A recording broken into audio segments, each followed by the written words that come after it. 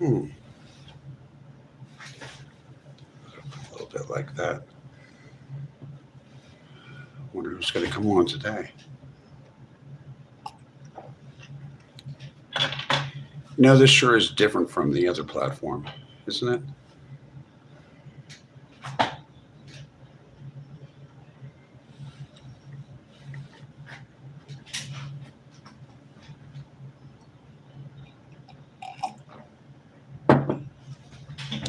Well, we have 3 people in here. That's wonderful. How's everyone doing? I'm having kind of a different kind of a day.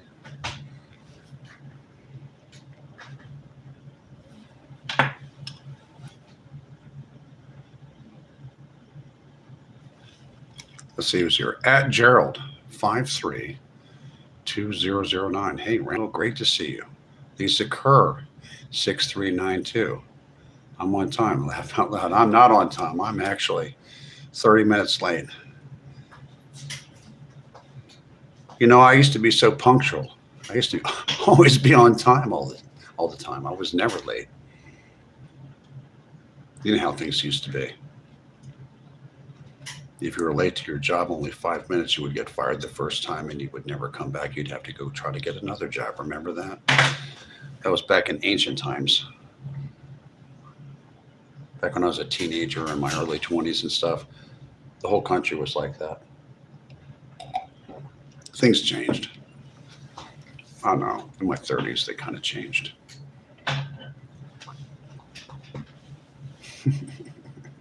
People jump from job to job now, like low-level jobs, like in the, like people that work in retail stores and entry-level jobs, and maybe receptionists that work at attorneys' offices and dispatchers and for like transportation companies, taxis and stuff.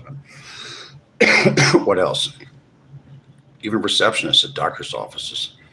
They don't know how to screen calls. It's hit or miss. I guess it depends on what part of the country you live in. Some parts of the country are just, people are more professional than other places. I don't know if it's like that in other countries. Hey, bro, Epic Legend, 123, hi. Morty James, 8799, good evening. Hate being late, but hey ho. Lisa Kerr, that was a nice conversation we had. That was kind of what you're describing was kind of odd, but you know what? You never know. Just like I said, you never know.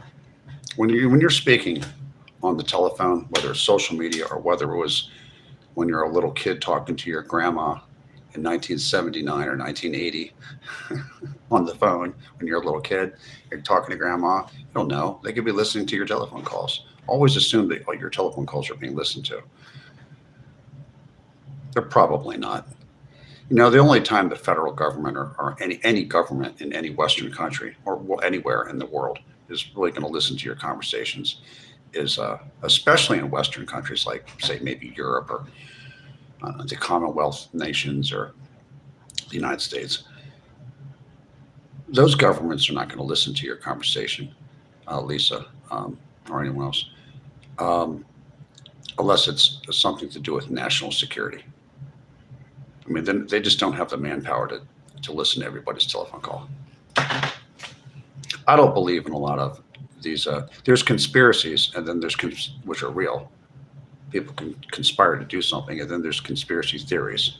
A lot of people make money on these platforms talking about strange animals that live in the woods and flying saucers and all that stuff. It's too big of a subject for me to get into. I know a little bit about aerospace. I'm not an engineer, but my father was an aerospace engineer, so he explained to me that there was no way on earth that any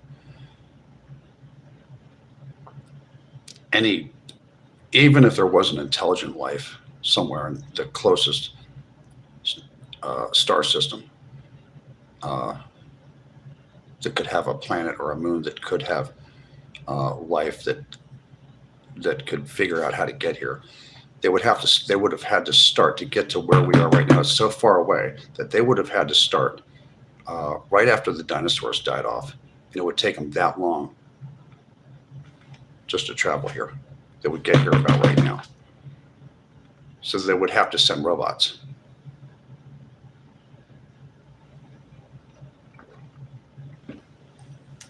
That's how far away in light years the next star system is that may have all the that does have all the conditions that may have life on it, let alone intelligent life.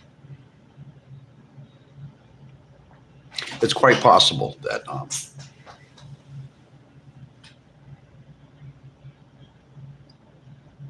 that if there is intelligent life in this universe, that we're not ever going to see it other than ourselves.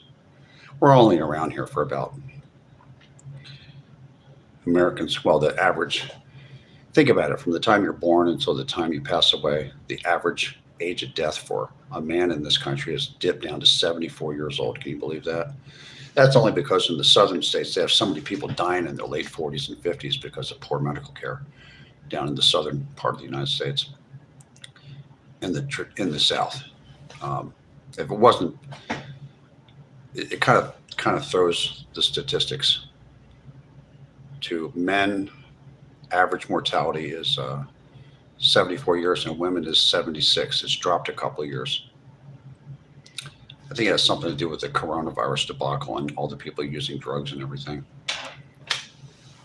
But we're not here for very long, you know. The most important day for me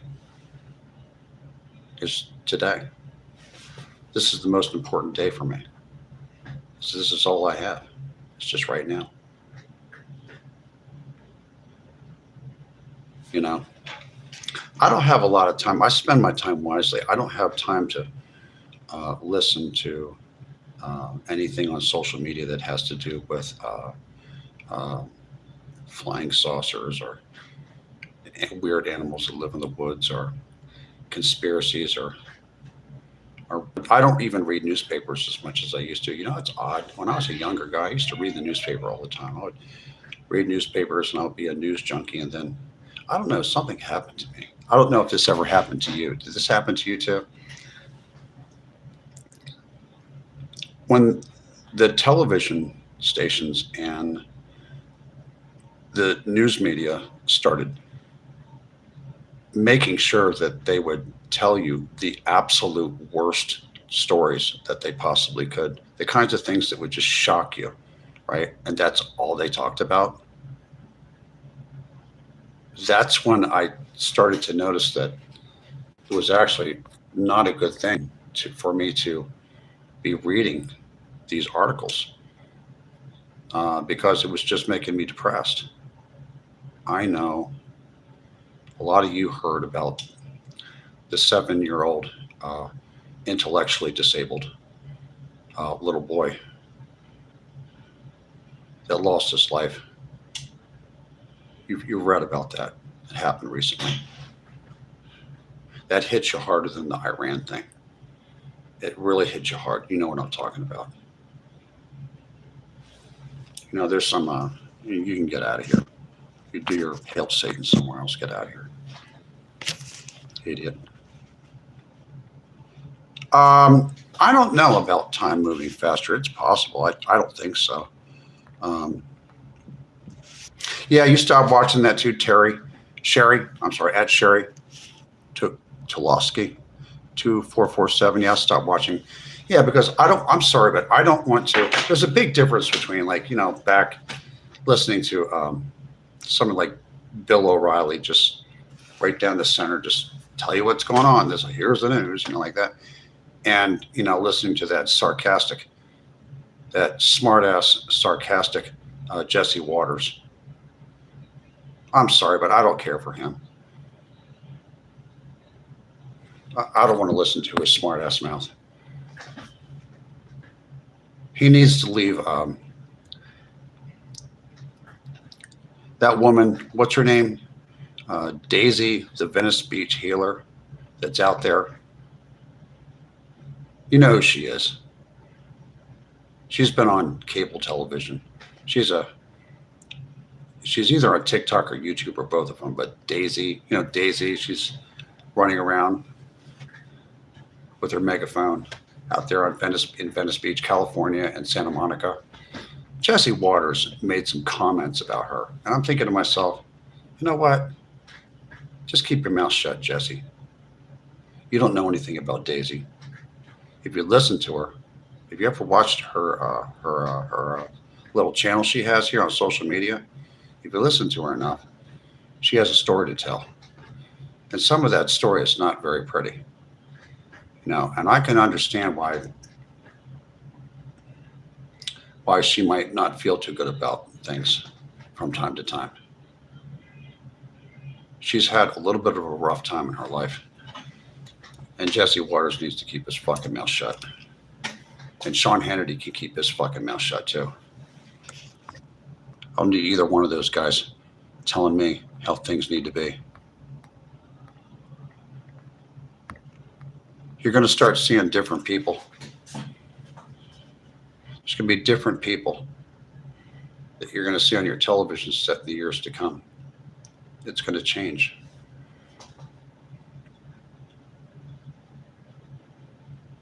Is there anybody here that's like over 40 years old that has noticed that, like I have, that there's parts of the United States of America, like cities or metropolitan areas or just different regions, or maybe not whole states, but certain regions of the country that really don't really feel like the United States from our childhood or our early adulthood. They feel different. I did. Like, I'm from Philadelphia. It's a, factory. It's a big city. It's an older city, I lived in the Northeast, where a nice chunk of the population of the United States lives. They live between Washington, D.C. and Boston. But you got Philly, Baltimore, New York, and New Jersey, and Connecticut, and all those places. And so there's millions and millions of people that live around there. It's a heavily populated area. It's more heavily populated than Southern California even. And I lived around there for a while. And even that place is different than it used to be, like when I was in my 20s and 30s. It's a different place now. It's just not the same place I remember. Things do change, right? But most of my adult life, I've lived in Southern California.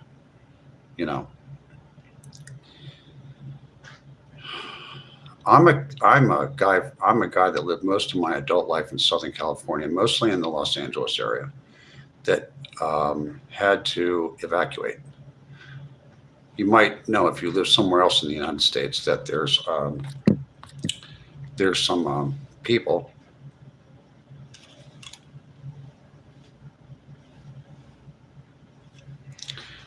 that LA and Southern California and California in general has really changed a lot since I noticed it was starting to change and not be all that hot of a place to live anymore. Just different things, just people acting nasty, just weird behavior, a lot of mentally ill people that are untreated all over the place, a homeless vagrant problem, and all kinds of stuff. I started noticing it around 2016, about 10 years ago. And I thought it was just like a blip in the radar, but it isn't. It got worse and worse and worse. And then I started noticing, when I talked to other people on the internet, that you started having all kinds of people that do not have a place to live. And a lot of this is like in Las Vegas and Phoenix and a lot of these cities that are in the southern part of the United States, like Texas, Houston, Florida. There's just like these homeless everywhere. I'm like, what the fuck is going on? What do you mean? Like, Americans don't have a place to live. Like, a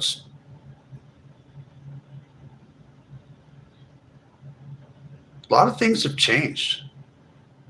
And so many things have changed, and there's a lot of people arguing about why it changed. There's no argument. When you have 33 million to 44 million undocumented illegal aliens in your country, it's going to displace people. It's also going to make the rents go up. And when you spread Section 8, which pays for, like, there's just some welfare program where there's Section 8 where they pay for 2/3 of your rent. You can just live there and pay $400 a month of rent, and you can just, for the rest of your life. Somebody else has to pay for that. People that are paying the regular price have to pay even more. So why is a studio apartment in Charlotte, North Carolina? I mean, I live in a 1-bedroom right now, leasing, but I'm saying, why does a studio apartment or 1-bedroom apartment in Charlotte, North Carolina, is like $1,500 or $1,600? That's insane. You're never going to see that money again. So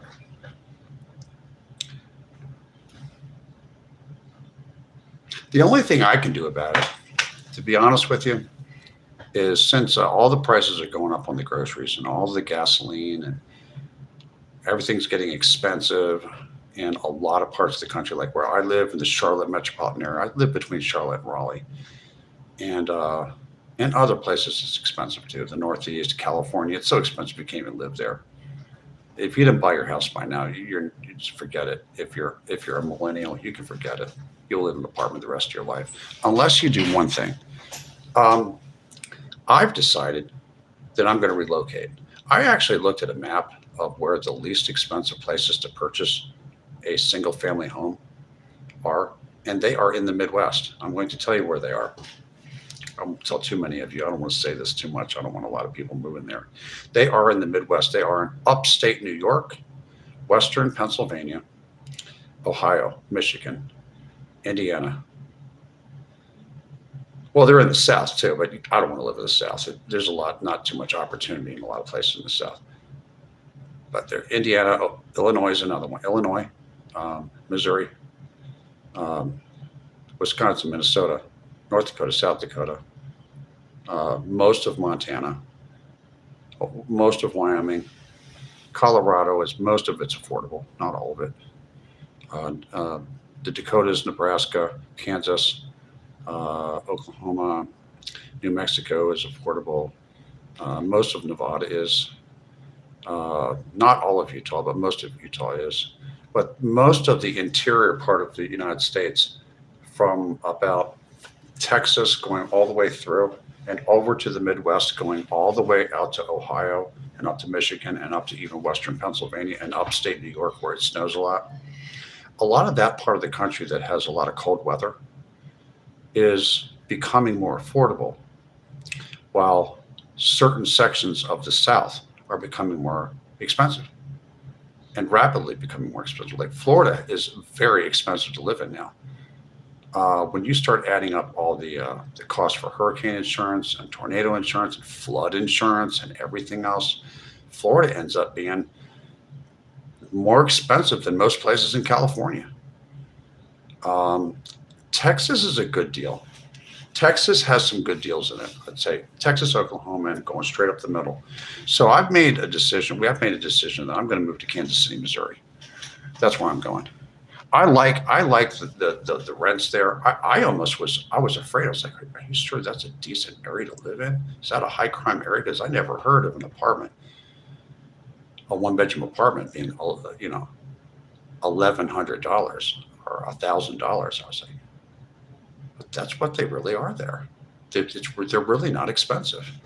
Some of the nicer ones might cost maybe $1,200 for a really brand new with an apartment.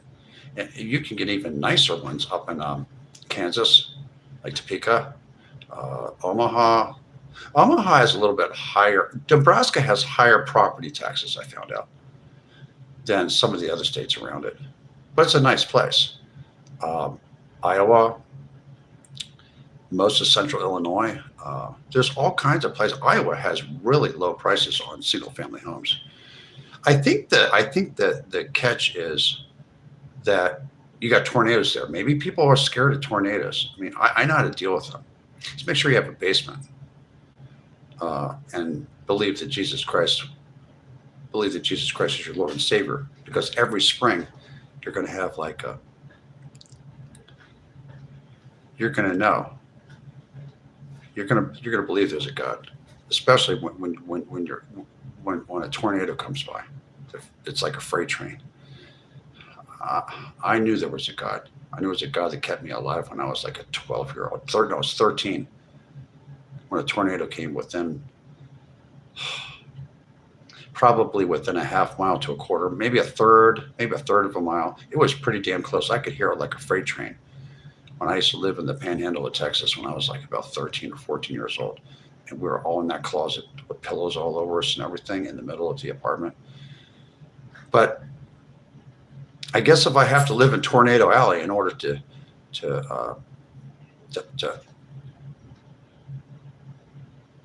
find a single family home that was built like maybe right after World War II, maybe like a colonial, maybe a 2-story thing with a little garage on the side. Those colonials they built back in the 60s and stuff. They got them all over the country. Or something, maybe a 1-story place that's even less square footage than that. Now, if I can get something that's $150,000 or $200,000 or something like that, and get something like that, why not? Why should anybody pay $450,000 to live in a house in a suburb of Charlotte, North Carolina? I can guarantee you, if anybody's thinking about moving to North Carolina, you better think again. You better think again. This might be your cup of tea, but you better check this place out before you move to North Carolina or South Carolina or Georgia or Central Florida. But you better really do some research about what it costs and what it's like to live here. Because I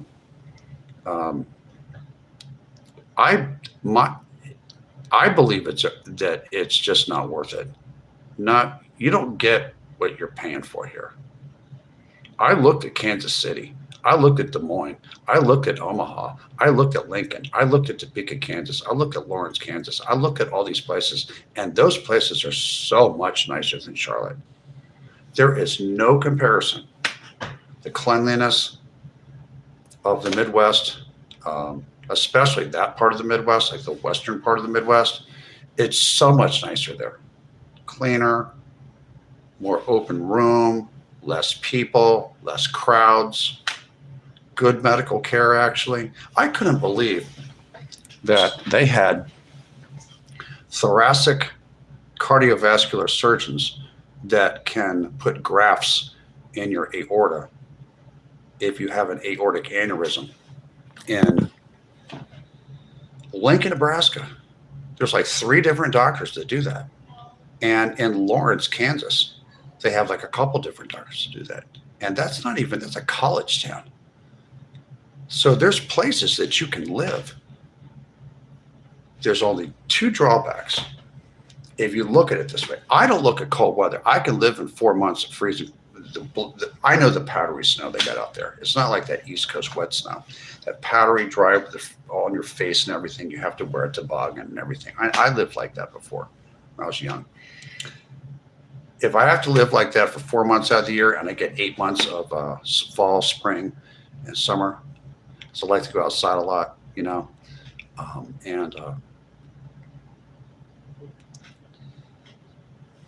and just make sure that I have at least front wheel drive and maybe some snow tires and stuff like that. I'll be happy with that. I don't have to live near a beach anymore. If I want to go to the beach, I get on an airplane and fly down to Pensacola, Florida, fly down to Galveston or Corpus Christi and go to a beach or something like that. What do you guys think? Think it's smarter? And then, you know what? I was thinking about all this stuff like 3 or 4 months ago. And then I read a newspaper article for once about something that was not about Iran. And I read the newspaper article, and it was all about how 2 states, actually 3, Nebraska, Missouri, and Ohio, are slowly, incrementally having people move there. there's a movement back to the Midwest that started in 2024. People were being influenced to move to Texas and Florida, right, and Arizona and all that. And now, because they do this, they advertise these places. Move to the South, but they put it in Hollywood movies and all this stuff. Now there are people moving back to Nebraska, Missouri, and Ohio. Those three states. And I think Indiana stopped losing people and is actually starting to it's almost starting to gain a little bit of people. So there is a population shift of certain kinds of people that are moving back to the Midwest. They're moving from the East Coast and they're moving from the South and they're moving from the West Coast and they're moving into the Midwest and the Great Plains. And why is this? Because they can get a house there. And they can have doctors there. It's not like the 1800s, right? And they're going to have to live where there's tornadoes, and there's the threat of tornadoes, and that's not the big threat. Your chance to get hit by a tornado are pretty low, but unless you live in Moore, Oklahoma, that's a really bad. Oklahoma's got a lot of tornadoes. Okay, so does Joplin, Missouri. I know there's a couple places that get them all the time. But why not? And when I noticed, I figured I wasn't the only one thinking like this, right? There's already people moving to Missouri. And the place they're moving to the most is the Kansas City, Missouri, and Columbia, Missouri area. I did not know that, but I read all about that about a week ago. So it made me feel a little bit better about moving in that direction. But you take the same person with you wherever you go, right?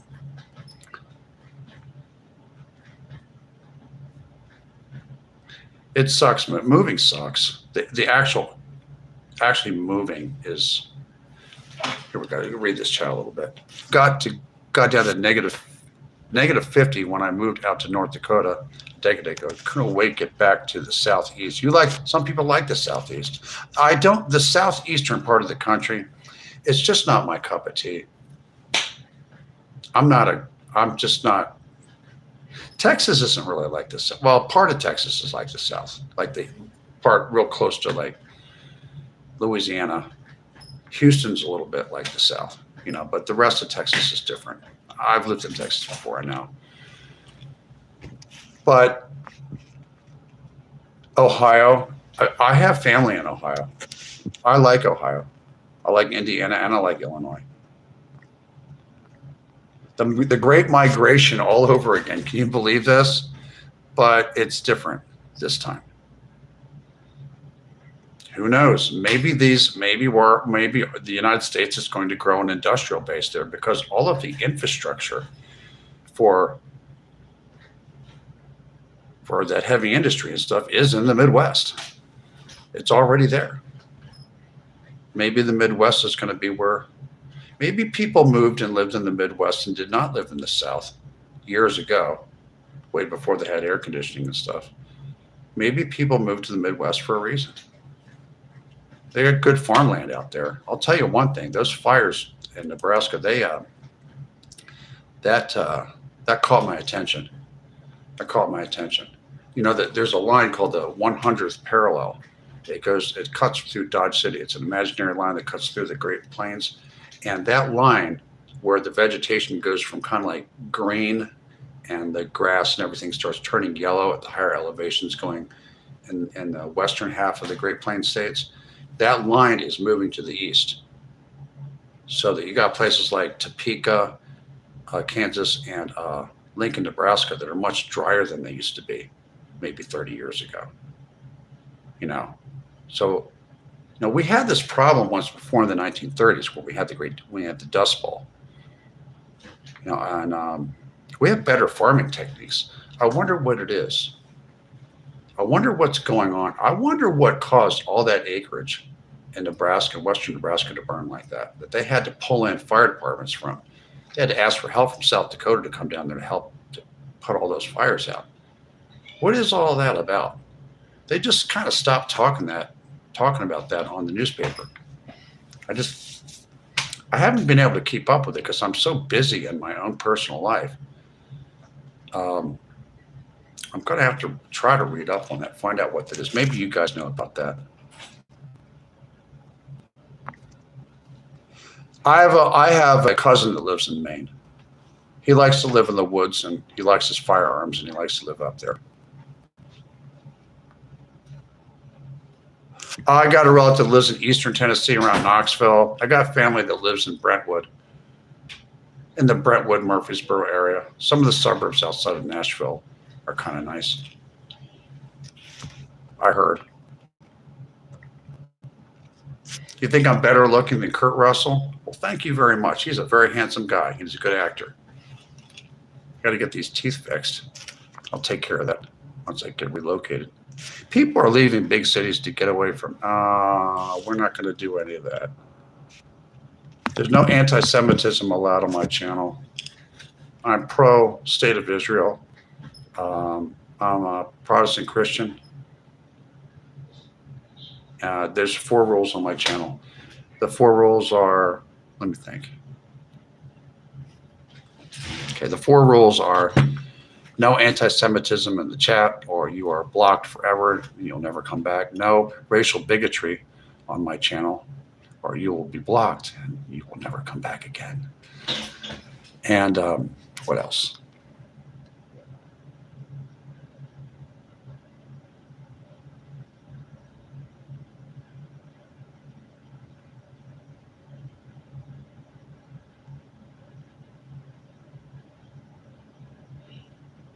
No talking nasty about women or children. If you do, you're blocked and you'll never come back again.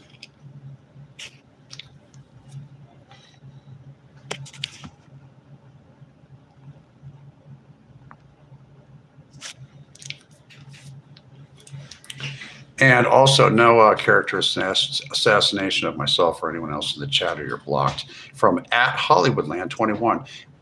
I do not charge anything to subscribe to my channel.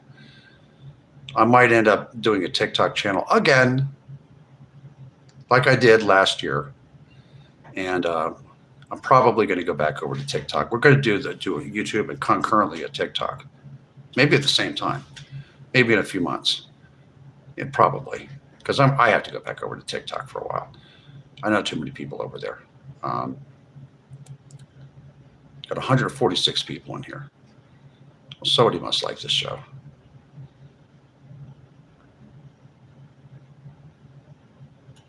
Yeah, but just don't talk about those 4 things, or you're blocked. I have moderators in here. Miss Jax, how are you doing? I see you there. Oh no.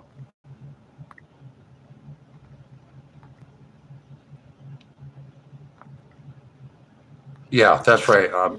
Maria Dami 1010. Yeah, I don't allow any of that talking nasty about women or children. All that disgusting stuff is not allowed on my channel. You will definitely be blocked. I don't like that. There's too many sick people in the world now. I try to keep my spirits up, you know.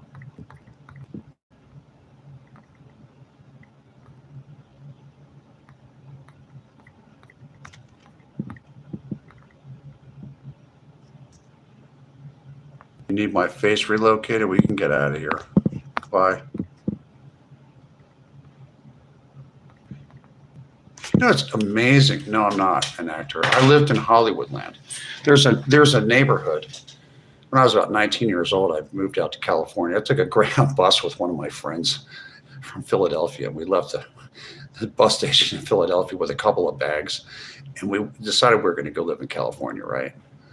This is a long time ago. And he split on me, left me out there by myself. It's a good thing I had about a couple $1,000s in the bank, and I had a bus ticket, right? Well, I found a guest house in the back of a mansion that was all the way up in the Hollywood Hills, and a neighborhood that was built in the 1920s and 30s called Hollywoodland. That's why that sign is there. It reads Hollywood. I think it's owned by the city now to promote the motion picture industry. But when the sign was first put up, it just had real gaudy light bulbs on it. It was made with cheap materials and stuff. And it was a advertisement to sell lots to people up in that part of LA, in the Hollywood Hills, when they're still building the roads up there and everything. This is all before our time. Not all the homes up there are mansions. A lot of people just live in little cottages up there. There's deer and lynx and bobcat and an occasional mountain lion up there, coyotes and stuff like that. I lived in that guest house. I used to walk out of the guest house all the way up in Upper Beechwood Canyon, look in the backyard, and there's the Hollywood sign right there. So there's an actual neighborhood called Hollywoodland. It's not just a movie that they recently made a few years ago. It's called Hollywoodland. That's the name of the neighborhood. Some people call it Upper Beechwood Canyon, but it got to be a pain in the ass to live up there. It's bad on your transmission, so I decided to move down into Central Hollywood. I lived there for a little while. Then I went up to Seattle. I lived up in Bellevue, Washington, which is a suburb just east of Seattle. I lived there for 3 years, and then I came back to Los Angeles. When I came back to Los Angeles, I think it was like 1999 or something like that, I moved to the San Fernando Valley, which is the northern part of the city. It's kind of suburban up there. And I lived in a few places. I lived in Van Nuys, near the Van Nuys Airport. I lived in North Hollywood. I lived in Chatsworth. I lived in Woodland Hills, a place called Woodland Hills, for a while. And I lived up there. The total amount of time I lived in LA was probably about 30 years, but for about a couple decades, I lived up in the San Fernando Valley, and I made a little life for myself up there as a salesman. Just had fun up there. I know a lot of people out there, a lot of really wonderful out there. A lot of people I know moved. A lot of people that are born and raised out there moved. They all moved to Arizona and Texas. Yeah, I know about those 20-foot tall Japanese people. What do they live in the mountains or something? They're really big. Yeah, I heard about them. Let's fix this up a little bit. You guys can't see my face very well.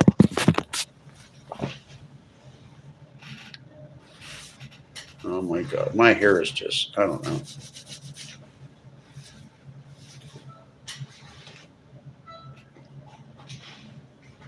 She didn't cut it enough. It's just, my hair is just real. I have really good hair. It's just big, and it's luxurious and long and fluffy and thick. And it's not real thick, but it's just wavy and stuff like that. I got a good head of hair, but I wanted my hair cut a little bit shorter. Might go a little bit lighter and make it a little bit more red. We'll see. I don't have that much gray. You look perfect. What do I look like? Like old Superman or Batman? Really?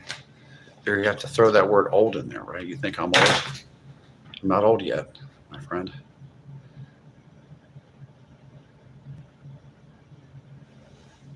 Yeah, I got a lot. When you're relocating, you have to do all kinds of stuff. You got to your medical records and make sure you got to throw stuff out. You got to pack things. You have to pack dishes and everything. It's a lot of work. It's a lot of work. It sucks, but it'll be better. It'll be better in the long run.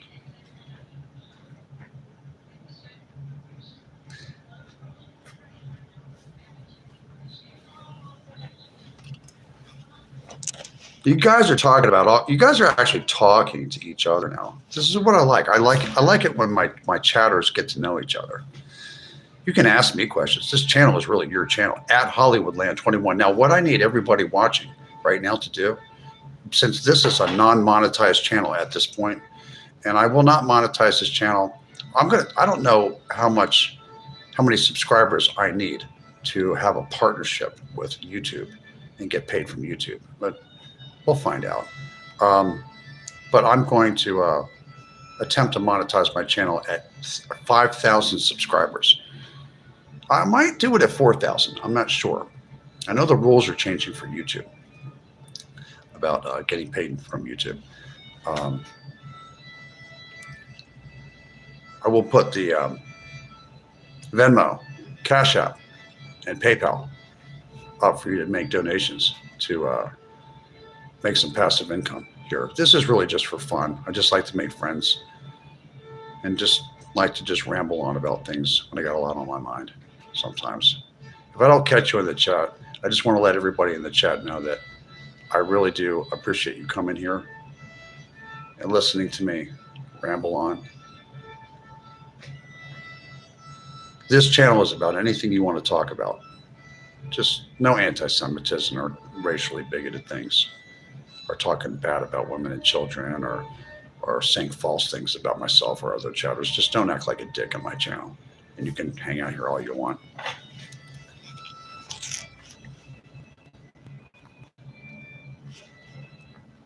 Let's get them up to 5,000. Yeah, I think I'm on my way there. Yeah.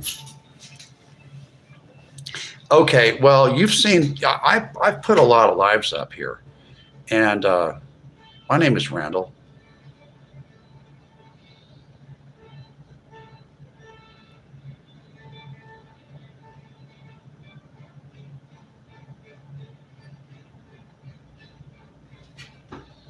My handle here is at Hollywoodland22.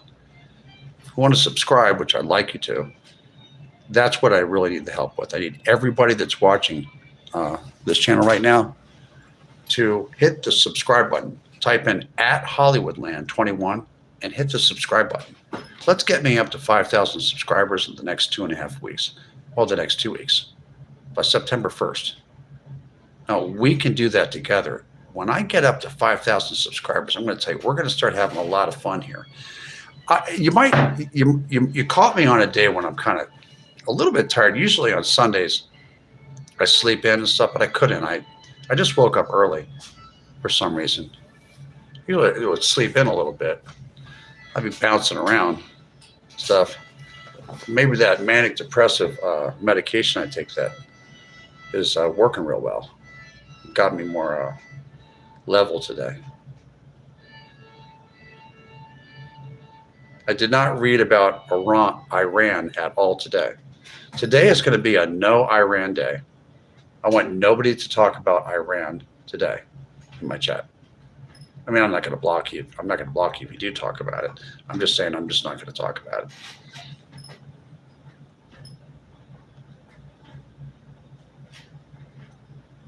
I try to keep positive, you know.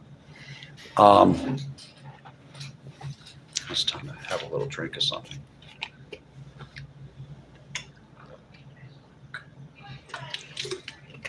You ever get thirsty? Really thirsty? I do.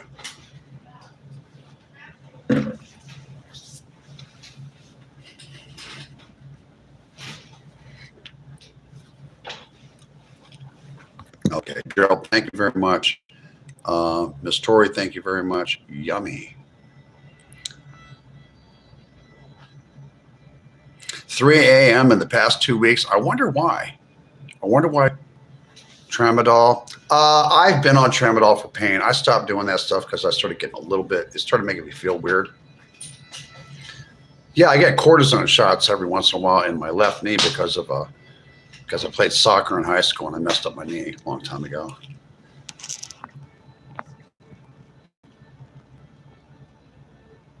Didn't you punch Officer Poncherello on the 101 when he gave you a ticket? No, I did not.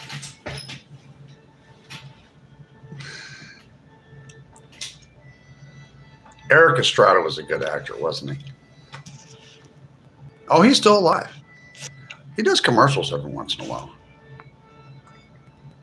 Yeah, Chips, that was a funny show. I was a little kid when that was on.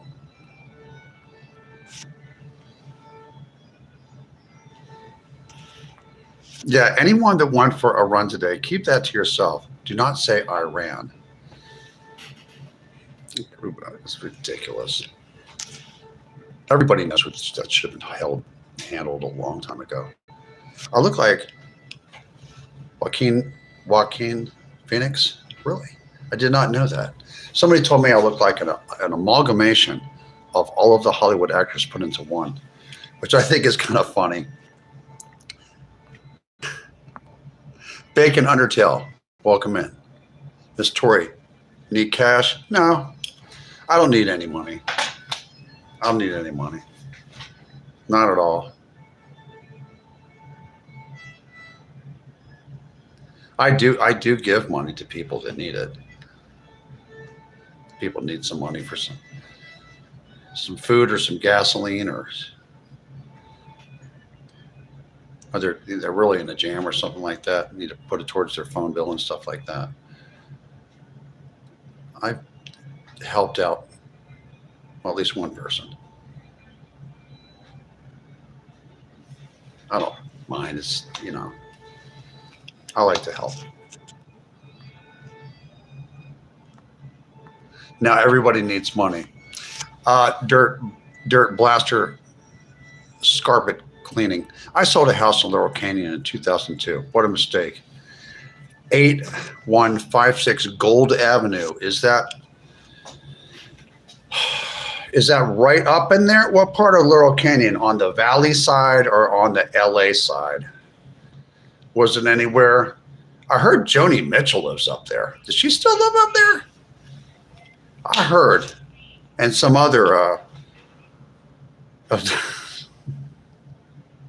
those older boomers that are up there that lived in Hippieville up there with their little store up there. I know that little area. Gold Avenue. I'll try to look that up. I've been up through there. I actually partied up there. I know, but I'm clean and sober now. 19 years now. Yeah. 19 years of none of that stuff. Look at this. I asked for a haircut. She cut a half inch. At least she left curls in back. She didn't what they're supposed to. What are they supposed to do? They're supposed to shape your hair in the back or something, and cut with the special scissors, short, long, like this, and kind of layer it. That didn't happen. So watch this. I go to the expensive hair salon. They don't do it right. I'm going to go to some cheap ass place like Great Clips, and I'll run into some wonderful hairstylist that's, too good to be working at Great Clips, but she works there anyway, and she'll probably do my hair and do a perfect job. That's how it goes. I know I'm going to have to get some new Timberland boots and some insulated socks, and what else? I'm going to have to get a hat, like a toboggan, and gloves, and I'm going to have to get some other things. I have a lot of sweaters, but I'll have to get some more sweaters. And when you go to colder places and you buy jeans and things like that, they're actually thicker material. When you go down to Florida and Texas and stuff, the jeans are made out of they're thinner. Some of the jeans are made out of thinner material. I like Levi's myself.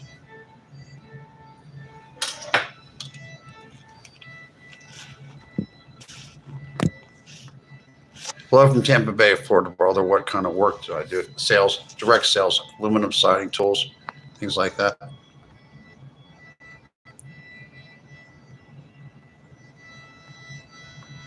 I'm not going to discuss, but oh my God, you see what Trump done to Iran 35 minutes ago. I know, really, I can only imagine. Dirt Buster Carpet Cleaning, 1964. Say 1965. Double tap the like button. Thank you. Thanks. Congratulations. I'm 11, almost 12 years clean. I've been smoking pots every day, though. See, I'm off everything. I'm off everything. I was 37 and a half years old, and I decided we're just going to stop.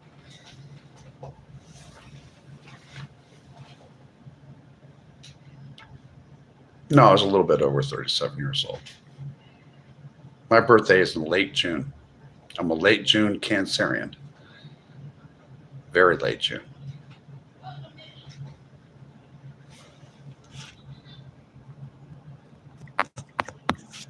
75 people in here, 49 minutes and 42 seconds.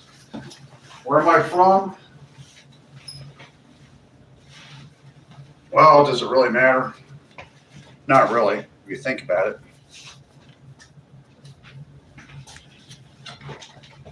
Oh, no.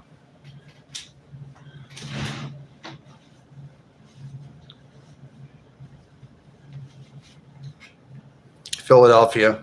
Also lived in Lubbock, Texas for 5 years of my childhood, from 10 years old to 15, and then I went back to the East Coast, and I lived in Cherry Hill Township, New Jersey, in southern New Jersey. If you know where Cherry Hill is, it's home to the famous first fully enclosed indoor shopping mall in the United States. It was built back in like the early 60s, I think. The Cherry Hill Mall. Does anyone know where that is? Akron. I've been to Akron. I've been to Youngstown too. Yeah, I'm from Philly. I lived in different places, Oxford Circle, Kensington. I am tall. I'm 6'1". I look taller. Cincinnati. I've been through there too, once. You're from New York. I've been to New York. I've been to all the boroughs. Been all through New Jersey. Been to Newark, New Jersey. I've been to Trenton, Atlantic City a bunch of times when I was younger. You've been to the behavior clinic 5 times this year. Really? Were you misbehaving? Ohio. Look at all these people from Ohio.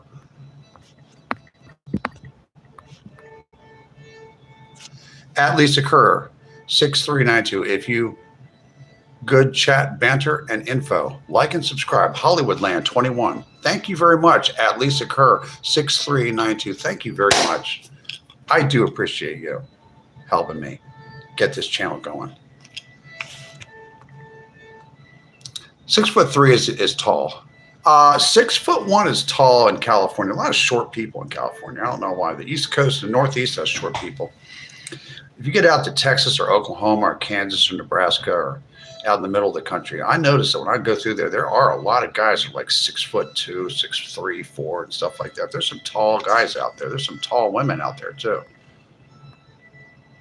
You have Alexandra D2016. I have a friend in Cherry Hill, New Jersey. Really? Oh, you know Cherry Hill at B-Dubs.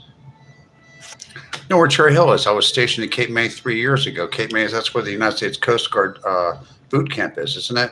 That's where Miss Newman went to for special training to be a what's called a rescue swimmer, to dive out of the helicopters into the ocean when she was 18 and 19 years old to save people out in the ocean. They have big giant swimming pools over there in Cape May. They make it like an ocean. They lived in New Jersey and went to the boardwalk, Miss Tori. Me too. I used to go to the boardwalk. I used to go to Wildwood, New Jersey, and Cape May. I remember all those places.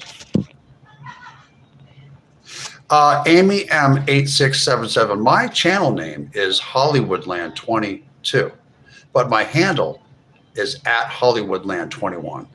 Like if you go to Hollywood, if you look me up, Hollywoodland22, yeah, you'll probably find me and find a way to subscribe to me. Yeah, but I just suggest typing in at Hollywoodland21 because that's my handle. That will bring you right to my channel. It should. I need people to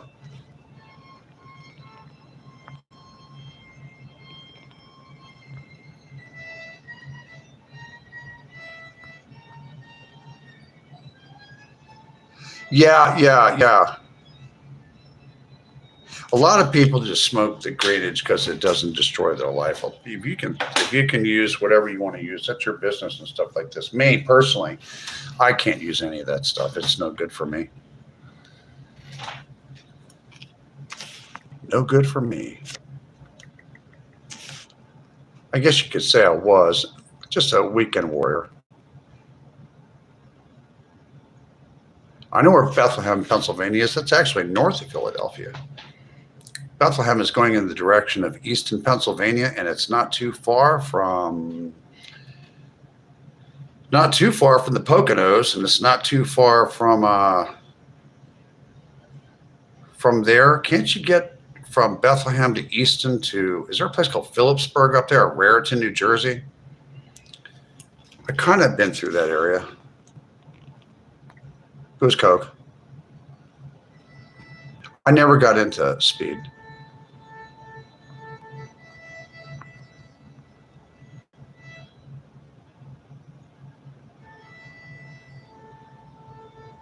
Less than 20% of men on the planet are 6 feet tall or taller. Really? I did not know that. I really did not. There's a very low percentage of people that have green eyes. There's actually a fairly low percentage of people compared to the rest of the world that have blue eyes. Some people, like Elizabeth Taylor, had purple eyes. It's actually a deformity, actually. I have blue eyes, but I have a purple ring around them. I've only seen my grandmother and maybe a couple of other people that I've ever met have that around their eye. I don't know what it is.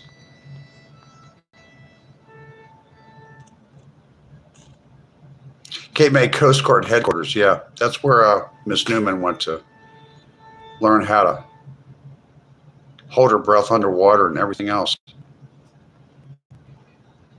The sheep are nervous. You been to Wildwood too? What kind of music do I like? I like a lot of 90s music. I like late 80s. I like 80s and 90s music and like early 2000s music. And then I kind of stopped listening. Some of the new songs coming out recently are pretty good on the radio. Yes, I did. At New Jersey Mike 8, I did get some more subscribers. Yes, I did. And I was very happy about that. I was very happy about that.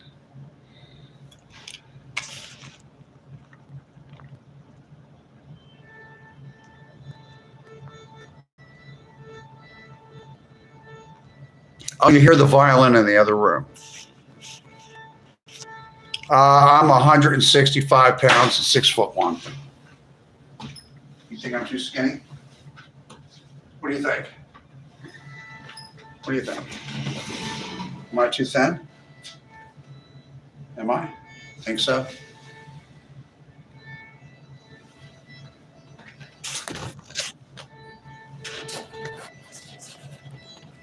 Oh, we're going to change everything. This is one shirt I got. We're gonna have some fun.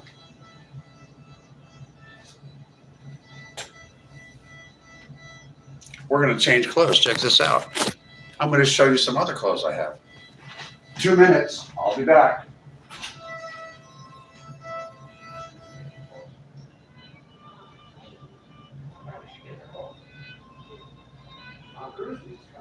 Oh, God. Really?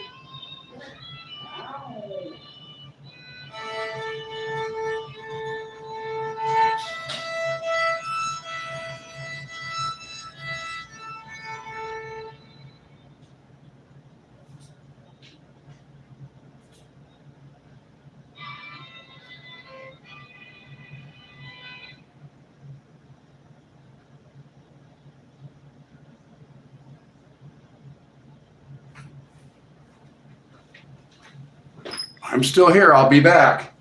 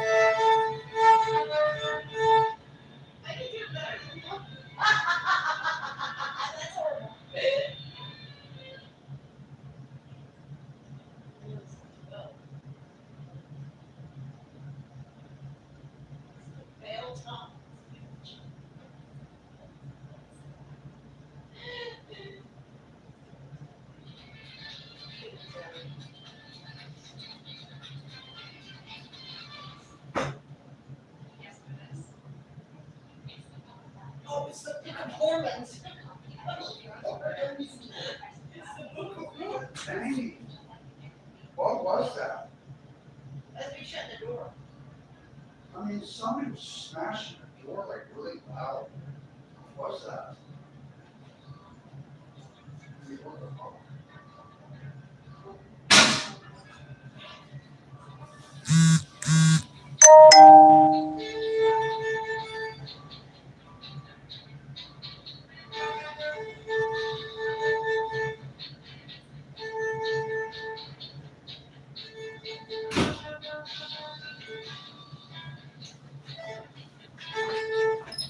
Yeah, I got different clothes. Yeah. We change our clothes all the time here. Yeah, about 100. I weighed 165.3 pounds this morning. Like and subscribe to Hollywoodland22. That's correct. I'll tell you what.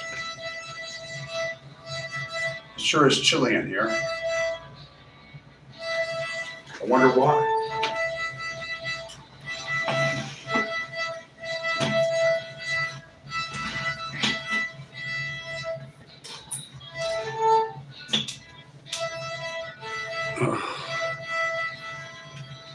Oh, my hair got red.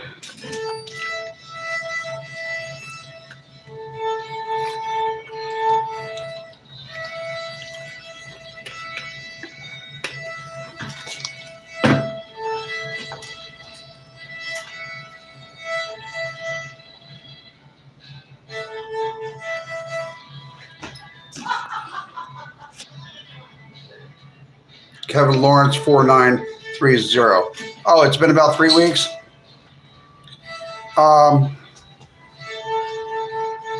Yeah, there's an underlying, like, let's talk about masks. Let's talk about masks.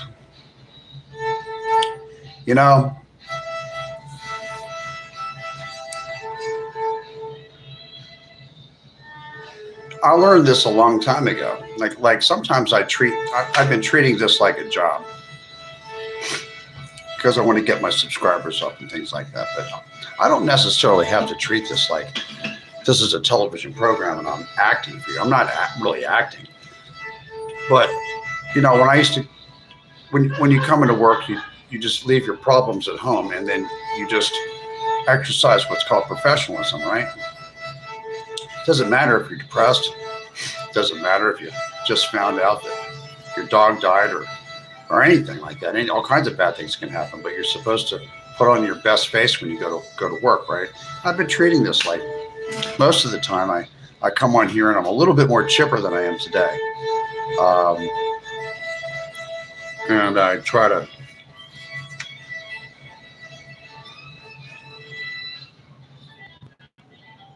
be in an upbeat mood for you folks. Thank you, Miss Tori.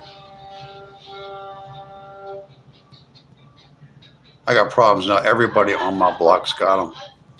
Yeah, I know. Okay, one moment. They want to hear me.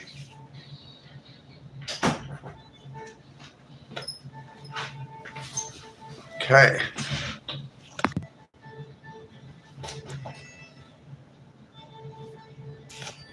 Messing with your nervous system, really.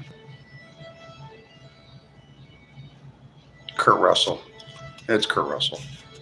Yeah, that's what it is.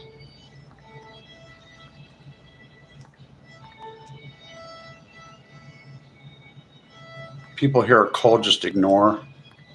Oh, people have all kinds of things to say. Got a pocket full of sunshine. Texas bonus. That's wonderful. I like that.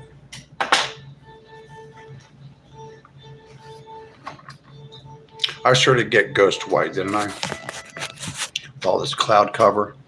I'm used to more sunshine.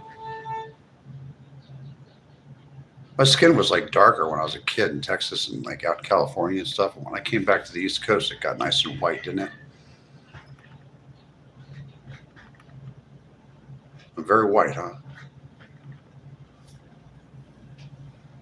Got a red tint to my face.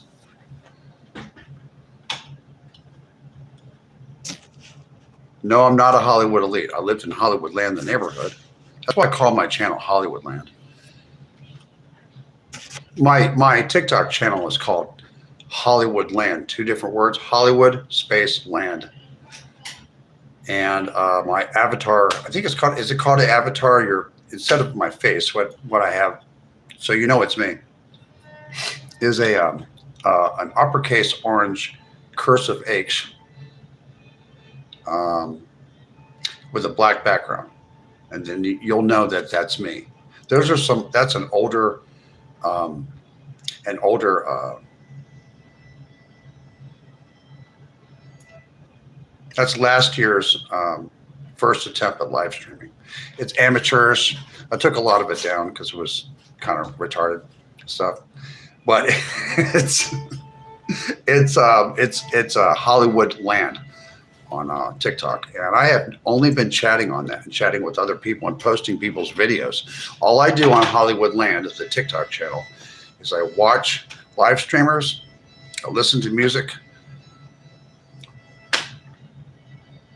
I chat in other people's live streams, and I have a few friends and associates on there, and that's what I do on Hollywoodland, my TikTok channel. This is where I live stream. No, I did live stream over there last year. It's amateurish. It was a lot heavier. I was about maybe 190 pounds. That's a 5. I'm 25 pounds lighter now. I look a lot different now than over there. Look like a different person, actually. My face is really thinned out, even around my neck and everything like that. So I just look a little bit bigger over there. That's all. 63 people in here right now.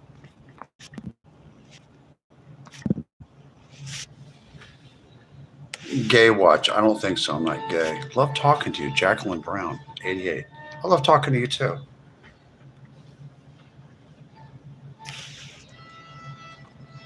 Who's complaining?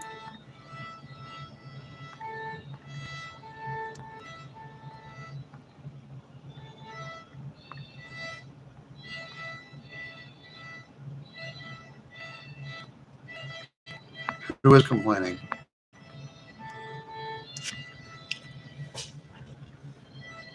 Anyway, today the mask comes down. Today, it's just me. It's just me, and you can tell that there's an undercurrent of a little bit of depression today. I am a manic depressive. My moods swing up and down. I'm a little bit on the depressed side. I do take medication for manic depressive illness. It manages it, but I got some things on my mind. Yes, I am financially okay. That's not the issue.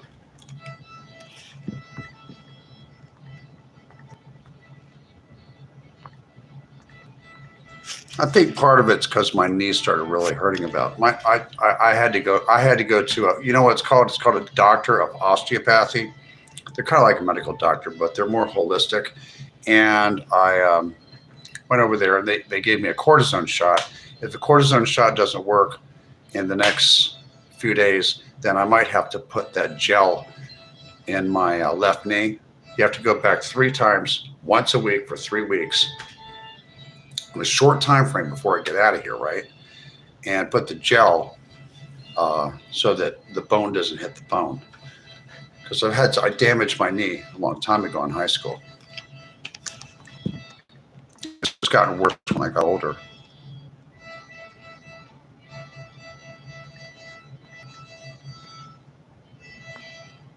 We have crazy below the surface. I think so. I actually was diagnosed with bipolar 1 disorder at the age of 23 or 24. Yeah. I've been taking some kind of medication since I was 24 years old. Go roller skating. I don't think so. Yeah, I'm doing okay financially. I'm doing fine. Yeah, this is a non-monetized channel. I just do this for fun. You know. It's not going to be for fun when I get to 5,000 subscribers. It's going to be for passive income. Oh, I'm going to try to make some money off this too. We'll see. But YouTube's changing their monetization rules. I got to read into it. I read about some of it. I didn't like all of it. So I might do some. I'm going to go back over to TikTok at some point. Maybe, I don't know, maybe 2 or 3 months from now. Maybe a couple months from now. be back on TikTok. I'm going to experiment with some things. I'm going to experiment with Patreon, Twitch. I have a Twitch account. I have a Kick account. I don't know about Rumble. I don't know about Roblox. I got to look into Facebook, and I don't know if Facebook has some type of a platform where I can live stream. I'm not sure. I'm going to look into it. I'm probably going to start an Instagram page. I don't know why. People are recommending that I start an Instagram page.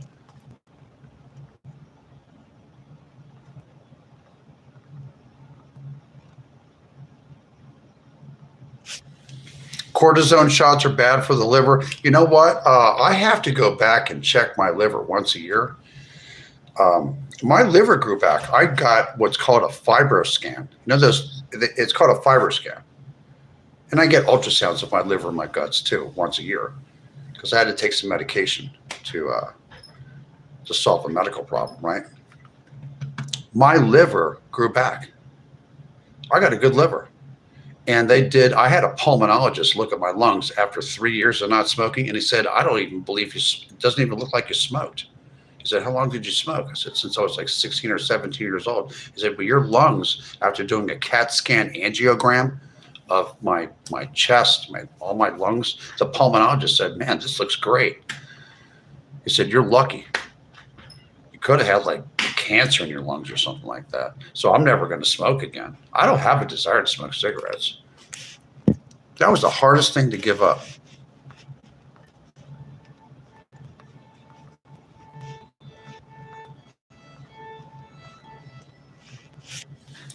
At least occur 6392. Tap the like button twice. Thank you. Thank you very much. We've got 94 likes in here. We've got 69 people in the room. Is that 69 people in the room?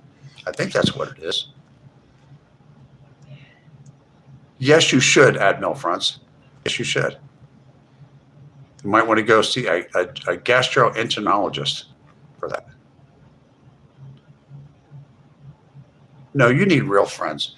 Yeah, you know what? A lot of people don't believe that these platforms are real life. You talk to somebody long enough, especially if you bring them up on the page and you get to know somebody. There's some people that I know that well. I have TikTok is real life. It's a 2-second delay.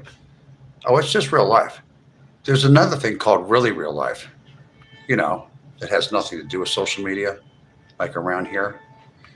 I never thought this was going to happen in my life, but I actually have more friends on social media than I do where I live. I don't know many people where I live. This is not really a neighborly area. I don't think Charlotte, North Carolina, is a very neighborly area. They've got a lot of problems around here. Even out in the suburbs, they've got some crime problems in the city that I don't like.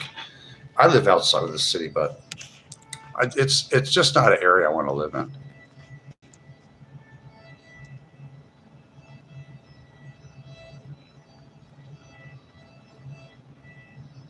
The liver is an amazing thing. Beer drinking gorilla, you're fucking handsome, bro. Thank you very much. Praise God. The human body is very amazing. Go to bingo with me. To bingo? I don't even know how to play bingo. I could learn. 7-Eleven coffee pouches at 4 milligram pouches works, and I stopped smoking. You know what? You could do it that way. I did the nicotine patches 5 times. In 5 years, I tried it 5 times. I would stop smoking. Like this whole stop smoking thing started 10 years ago. And I would buy the Walmart generic nicotine patches and do the 12-week program and then chew gum. And then I would stop smoking for about 8 to 9 months and then start smoking for about 2 or 3 months and then go back and stop smoking for 9 months and then start smoking again cigarettes for 3 months. I went back and forth. I tried it 5 times in 5 years and then I finally stopped. So this whole stop smoking thing actually started 10 years ago. Now I haven't smoked cigarettes for 5 years and 5 years and a few weeks, something like that. But 3 years into it, when the pulmonologist looked at my lungs, he just couldn't believe that my lungs were in such good condition. I'm very, very blessed in that way. I'll be honest with you. I had a health scare when I was in my early 40s, 41, 42-ish. And I got through it and I lived. And I'm alive today because of a lot of Persian doctors. Yeah, a lot of Persian Jewish doctors in Los Angeles saved my life. And an Israeli doctor, Dr. Hanan Label, who pointed me in the right direction to go to those doctors to save my life. And I'm here today. I have a second chance at life now. So I'm very happy. And also, and when that happened to me, and I got over that hump in my life, that's when I knew I was mortal. When I was about 43 years old, that's when I knew, hey, I survived this. I don't want to get into what the medical problem was, but I survived it. And I used to run around like I was going to live forever before that. When I was 43 and I was finally on the road to recovery, I realized that I'm just a man and I'm not going to live forever. So the way I looked at life ever since the age of 43 was, this is after I stopped using drugs and alcohol, right? I realized that all I got is right now. I live in the now, like right now. This is all I have.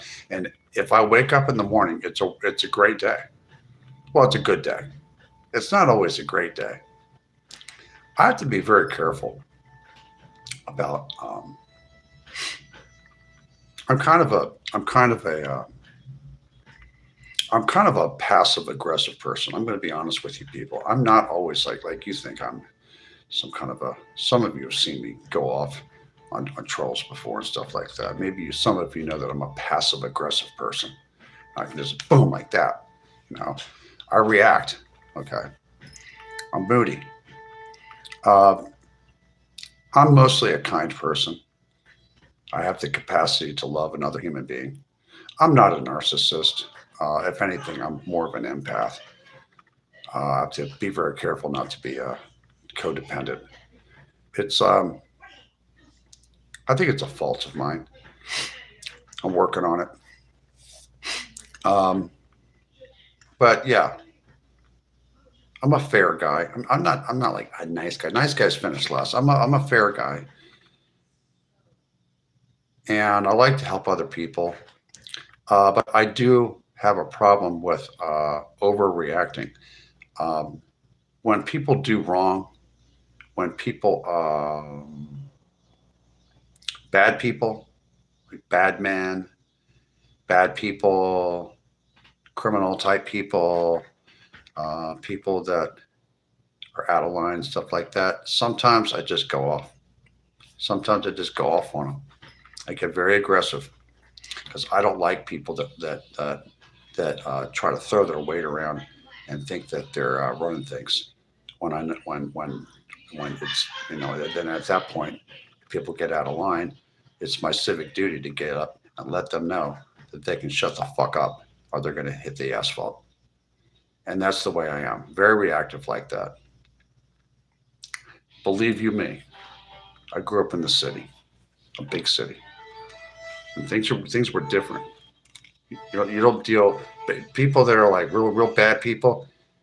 I've had to deal with them before, and there's been a lot of bad things happening in our country. And I've had to deal with some stuff that was very similar to Daniel Penny, that guy that that did that on the train. I didn't take anyone out, but I had to save an old man's life. The guy was almost 80 years old, getting beat up by a couple of people on a bus, and I had to go save his life. And I'm capable of doing that and getting the other two people to go away.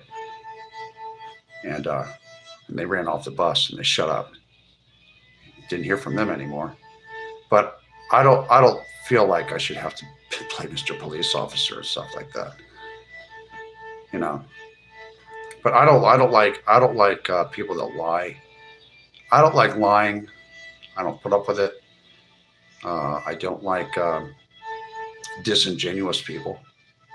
I don't like disingenuous behavior. I can forgive it, but I don't like certain things. And I do have a temper on me. I really do. It's something I've always had to work with my whole life. My brother has it too. My dad had it too. Not a. It's like I'm very reactionary. I don't know why I'm like that. Bipolar, and I'm a Cancer. What do you expect? Is anybody else like that? Is there anybody else like that? That's kind of reactionary. Oh, calm down. Is there anybody that acts like that, like me, that just goes 0 to 60 like that? Why do I act like that? Is it because I'm manic depressive? Do I have? Is it the mood disorder? I don't drink anymore. I don't use drugs anymore. I don't smoke weed anymore. I don't even smoke cigarettes anymore. I just have this like that. I don't know what it is. Maybe I was dropped on my head when I was a baby. I don't know. What do you think? It's the human condition. I'm Randall. This is at Hollywoodland22. Are you the guy that I cut off the other day? Possibly. Yes. Smarty pants. My sibling does. Liquidski 74. Your sibling is a reactionary person like me. Oh, you're a psychotherapist. Okay. I had okay. At CMA 68, I got therapy from Dr. Martin Ross in Wilshire and Western. He had an office in Wilshire and Western in Los Angeles. He also had an office off Lankershim Boulevard in North Hollywood. Dr. Martin Ross helped me out. I got a lot of therapy from him to deal with some things that happened in my childhood. And he was what's called a neuropsychologist. I got a lot of help from him. I'm not perfect, but I know how to control. I know how to pull back and control the temper more than I used to, like when I was in my 30s. You know what I mean? It is a mixed manic state. I actually am glad that you pointed that out. My diagnosis is bipolar 1 disorder, and I've had some psychiatrists say that I have mixed states, and also that I did rapidly cycle with my moods. When I was a younger guy, when I was in my 20s, my early 30s, I was just up and down. I mean, we're talking within a week, like 3 days of depression, and go right into mania for like a couple weeks. I mean, a couple weeks, and then bam, down to depression. And then it would go away for about maybe 3 weeks. It was really bad. I had to take what was that stuff called? I had to take a Mellaril. I've taken Mellaril. I've taken small dosages of Haldol before.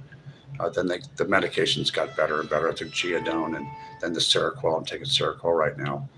And I no longer can take a Lithobid or lithium carbonate because I have to. The amount I have to take to stabilize me, that will be therapeutic for me, is also toxic to my body, so it doesn't work anymore. So it's Seroquel, and it's also lorazepam because I have a lot of anxiety and stuff. You know, a lot. Not on my bipolar, but in addition to that.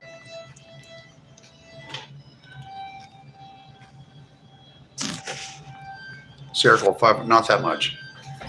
200 a day. Yeah, they've had me on 300 a day. So I'm like really up and down, woo, like this. Before I was on 300, I'm on 200 right now, and 3 milligrams of lorazepam daily, as needed. It's 3 times a day. I take medication, Cogentin, so that I can alleviate what's called tardive dyskinesia. and the wiggling of the arms and all that stuff. A lot of people won't take these medications. A lot of people have bipolar disorder. They just won't take the medications. They just figured out a way to pull back, and I don't know. They just kind of self-medicate, smoke weed or something like that. They think they're going to get better. It actually makes the problem much worse.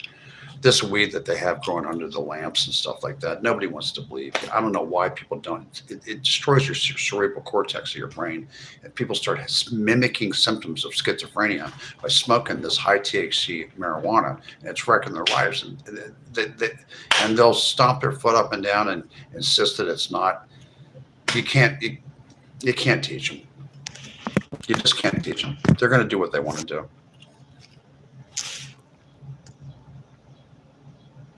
CBD is better. I think so too. If you're going to do that, just the CBD for the pain or something like that.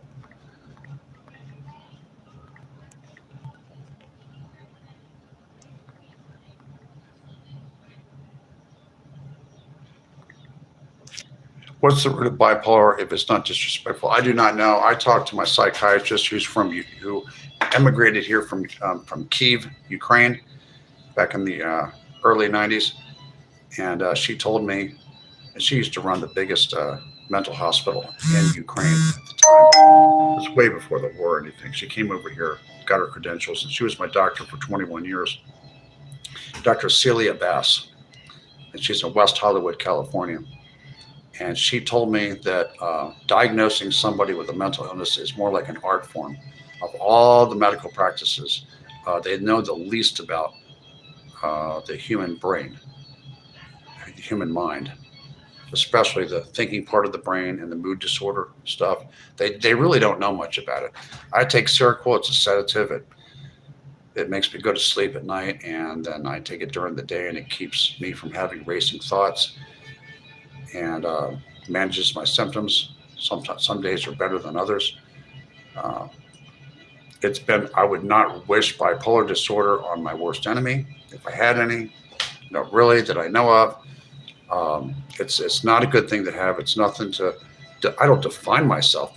Some people, I see them on social media and they're defining themselves by their mental illness. I'm like, you're not your mental illness. You are whatever your parents gave you. You have a name, okay? And you just have like I don't know if it's even a chemical imbalance. I don't know what it is. There's something about the neurotransmitters are not going from one nerve ending, going through the synapse, and they're not hooking up with the receptors on the other side in my brain, and it makes me have these racing thoughts from time to time, and I can have like 30 thoughts going on at the same time in my brain if I don't take my medication. And what happens is I'm having a great time. I'm analyzing my own thoughts. I got all different kinds of things in my brain, and what happens is you start to fragment. Your brain's going faster than your mouth can speak. You can't. It almost keeps you from speaking. When you start going really fast in your brain with multiple thoughts going on, it's not a good thing. Now the Seroquel levels me out, and it makes it easier for me to organize my thoughts and be able to write things down or speak my thoughts. If mania goes unchecked, you can end up just lying there mumbling to yourself. It's pretty bad. And the thing is the doctors have no cure for bipolar disorder. They have no cure for schizophrenia, which I do not have, thank God. There's no cure for ADHD. There's no cure for bipolar disorder. There's no cure for schizophrenia. There are no cures. There are medications that can manage symptoms, but that's all they can do on this planet at this time. I tell you to not drink any more than 2 cups of coffee a day before 3 o'clock in the afternoon, and to stay on a sleep schedule where you go to bed at 10 o'clock, you wake up at 6 o'clock, you do it all your life, and keep the caffeine down to the equivalent of 2 cups of coffee a day, and take your medications and get exercise. Don't be staying up. I'm not supposed to be staying up till 2 and 3 o'clock in the morning. I'm not really supposed to be doing that stuff. I know I should know better.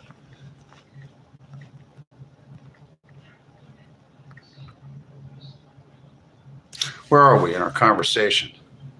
We're talking about bipolar disorder and how there's no cure for it, or manic depressive illness.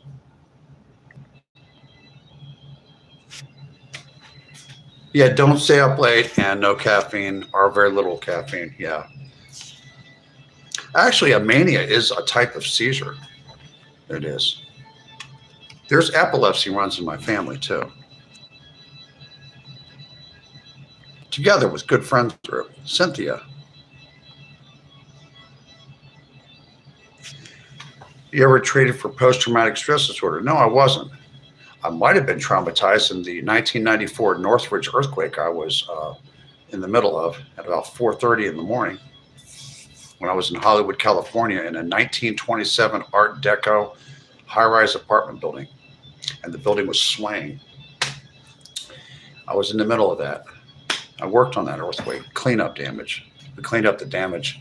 We did that for about 9 months, 8 or 9 months, 12, 14 hours of work a day for months.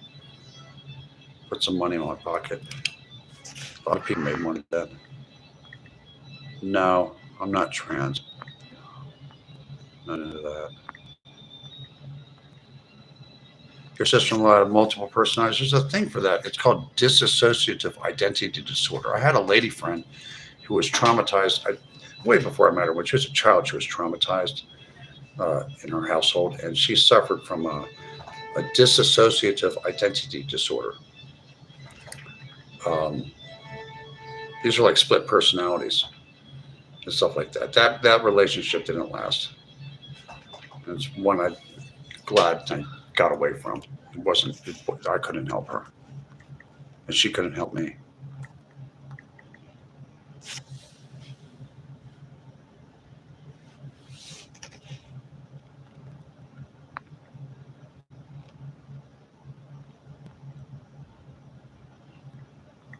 Yeah, it can be cured, just managed.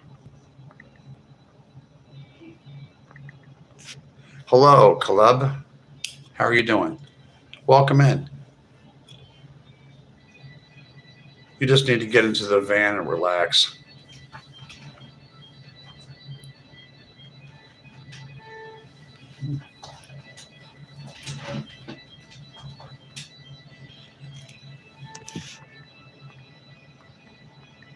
Do you think that these disorders are becoming more common, Mike says, at Mike? And do you think it's caused by our food and environment, or do you think they're just getting better at recognizing it? Who knows? There's so many things going into the processed food. We don't really know what's in our food. Let's think about it. There's some things that are easily identified as really non-food. Pop-Tarts are probably not real food. Tricks, Lucky Charms, some other things are probably not real food. But even in just crackers and some of the canned food and the frozen food and all this breading on top of it. You buy a thing of fish sticks with breading, you're hardly getting any meat. It's almost all breading with seed oils, and it's horrible for you. It's horrible for your cardiovascular system and your arteries and everything like that. The seed oils are really bad for you.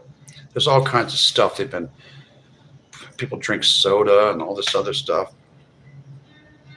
People overeat. There's all kinds of stuff in our food. It's probably better to just go buy fresh vegetables and fruit and stuff like that and just cook your own food. Get some beans and rice and cook your own food. Better, I'm sure it is, than to buy things in a box that cost more money. It's a bargain to buy the beans and the rice and the fish and the chicken and all that stuff, and just make your own food. Just cook food like it's the 1970s or the 50s or something. Did you ever look at pictures of people, old pictures of people in the 1940s and 50s and 60s and even in the 70s and stuff? They just look thin, like everyone. There's hardly any fat people. Old pictures. I have all these big giant fat people all over the place. There's a lot of fat people now. Ricardo Ibarra, 6455. Dude, the people being disrespectful with sexuality orientation are not worth the time. Today's topic is far more important than your limited mindset. than my limited mindset? Dude, the people being disrespectful, whether sexuality, orientation, are not worth the time. Today's topic is far more important than your limited mindset, my limited mindset. I didn't know I had a limited mindset. Well, thanks for informing me. Skittles are banned in some countries. I'm sure they are. I don't let your kids eat junk. We just mashed potatoes and pork chops. But it could be people meat for all I know. I hope it's not. No materialistic ideas like Robert Milch. We need a junk food tax to discourage their consumption and manufacture. You know what? I think that Mr. Kennedy is working really hard to get the garbage out of our food. It's a little too late for me. I'm sure that I've had a lot of processed food in my life. You know, the last 15 years of my life, I've been cooking my own meals. I go out to restaurants sometimes. I do. Maybe once a month, maybe twice a month. I don't go out to restaurants as much as I used to.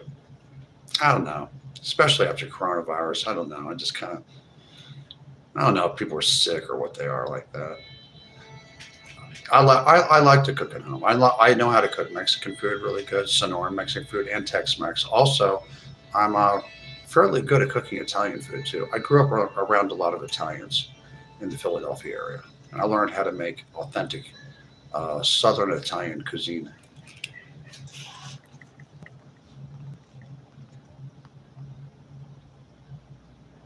Or move to Vietnam and live cheap and eat fresh food every day.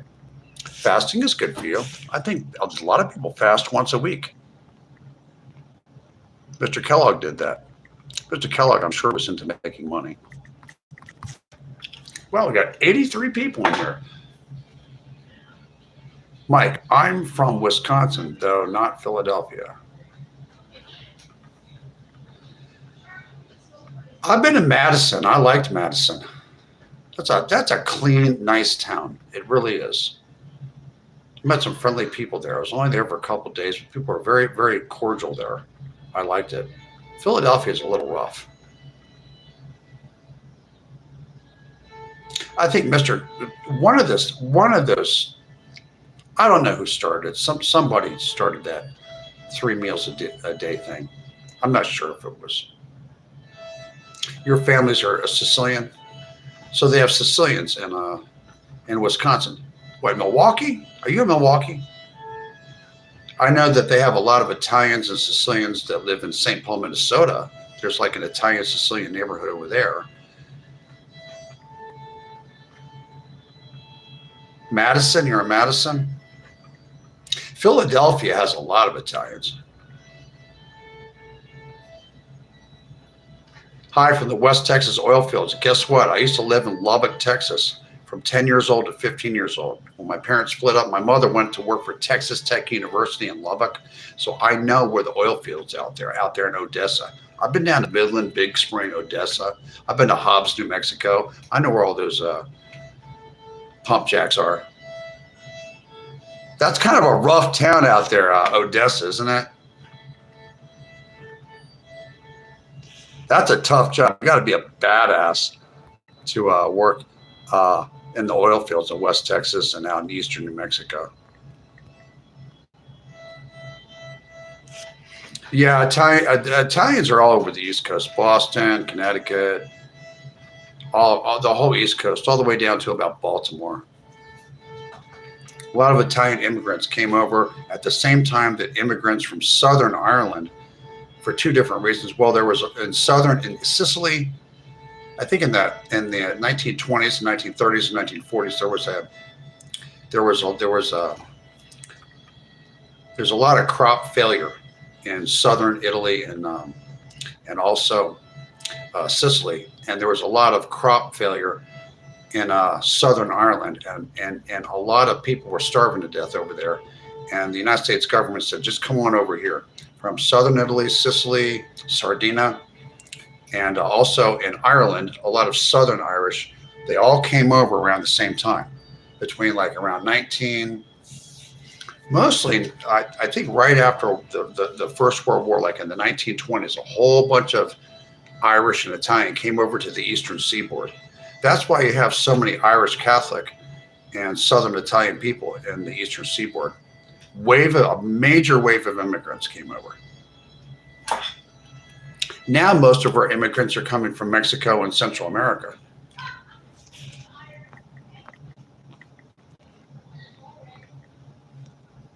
It's a lot more Latino in LA than it was in 1989. Wow, it's really, there's a lot, LA got really Latino. I think it's majority Latino now.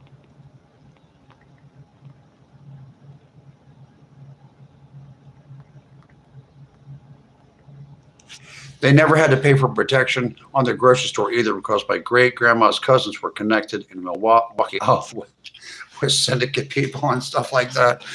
Yeah, I heard that they don't really exist, do they, though? Everybody knows that that's just in the movies, right? Bob and I needed total control in 1995, like his wife knew, with her greyhounds. He may be. He looks a little Irish.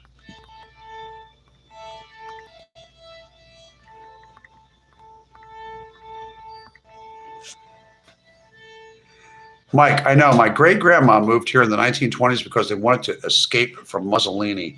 Yeah, you know what? Like before World War II came out, you got this Mussolini character here. You got the mustache man over there that he's hanging out with in Germany in the late 1920s and 30s, and a lot of people wanted to get away from Mussolini. Plus, there's a lot of people who are starving to death in southern Italy. I mean, it was like the worst timing. There was like a really bad, poor farming techniques combined with a drought, and everything happened in southern Italy and Sicily, and there was just people starving all over the place, and they would do anything, and they just came over to the East Coast and just got jobs doing whatever. They have a place in South Philadelphia called the Italian Market.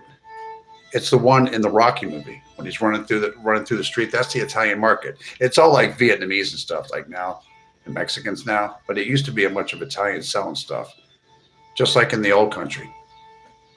And then the Irish part of town, where a lot of Irish immigrants came to Philadelphia, was in a place called Kensington that you've seen on YouTube. That's a mostly Irish Catholic neighborhood, in a place called Fishtown, and another area called Frankfurt and Oxford Circle. That's like kind of an Irish immigrant area. And then South Philadelphia is more of a Italian immigrant area. They still had people that could speak. You know what? I remember that the priests used to speak in Latin. They used to give the sermons in Latin. And a lot of the older guys like that were like my grandfather's age, not my grandparents, but my friends had grandparents that did not even know how to speak English, that were still speaking Italian and stuff. It was very common to hear Italian in the when I was a little kid, and in the 1980s and stuff. And even into the early 90s, a lot of the older guys would speak English and Italian in South Philadelphia. I don't know if a lot of people know that. Is there anybody here from Philadelphia? Yeah, your great grandparents were like that. English was a second language. There's a Polish part. There's a combination of Russian and Polish living kind of in the same neighborhood, in part of Kensington, really closer to Frankfurt, just north of the Kensington section of Philadelphia. It's Polish and Russian. It used to be. A lot of those immigrant groups have since moved out of that area since the 80s and 90s.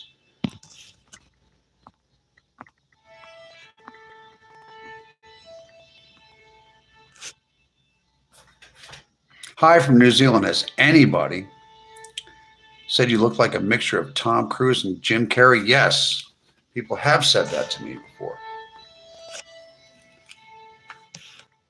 Yeah, up until 1965, all of the Catholic Church services were done in Latin. So my uncles, my father, when they went to seminary school, had to learn Latin. My dad learned Latin because he took it, because in order to understand, you understand language actually better if you learn Latin, even English, especially medical terms are easier to understand because a lot of medical terms are Latin, you know.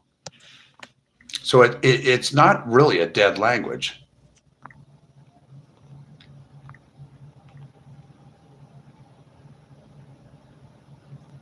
They don't want to study good seeds. Robert Bull, you lived on Bridge and Pratt in Frankfurt? I know where that is. I know exactly where that is. I know people around there. I heard they cleaned up Kensington. They got those rug dealers out of there. They arrested like everybody on one street. Got the whole street was dealing, and they so they're not nodding out there anymore. I thought we were going to the zoo. You know, I've been to the Philadelphia Zoo. You know, Rocky took his girlfriend to the zoo. I know where that zoo is. I used to go there when I was a kid. Get cotton candy and go to the zoo. Look at the elephants.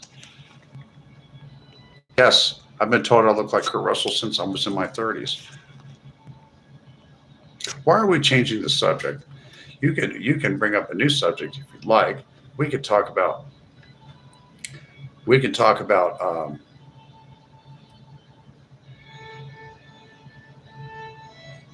boundaries.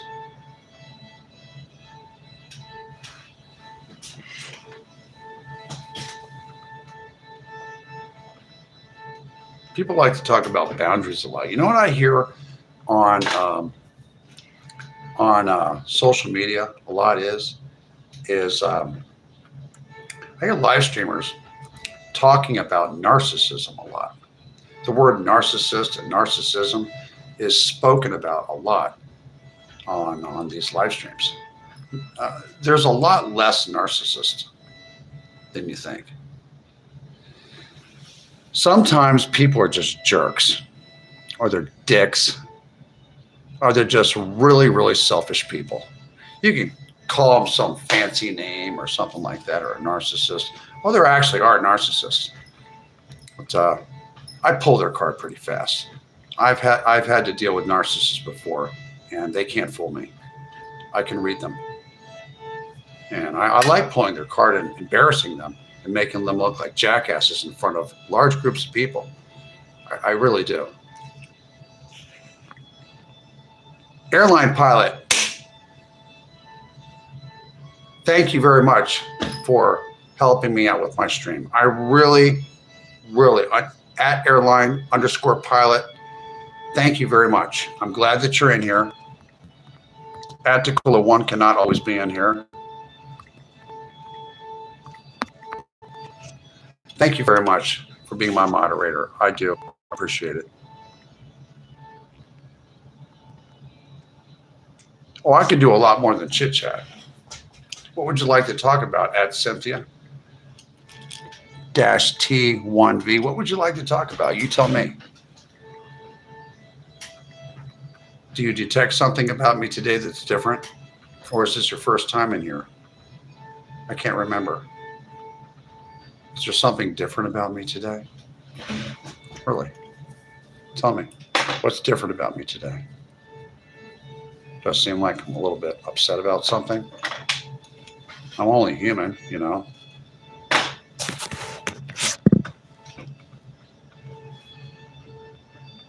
What do you think?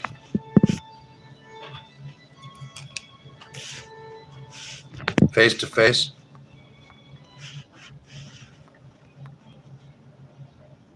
Cynthia, at Cynthia-T1V. Well, we need communication. Okay. Okay, I understand that.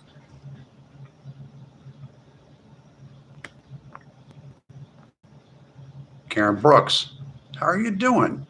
Welcome back in, Karen Brooks. Face to face. Donnie Sex 2520, my first time ever seeing you. Well, thank you for coming in. So at Cynthia-T1V. Nothing is different with me today. Really. Why are people attacking you? I don't know. I have no idea. I can't control other people. What's up, man? How it going? Do you read chat? Do you read out chat? Yes, I do. Not all the time. Human communication. I'm actually very good at communicating with people, especially in person or on the telephone. Um,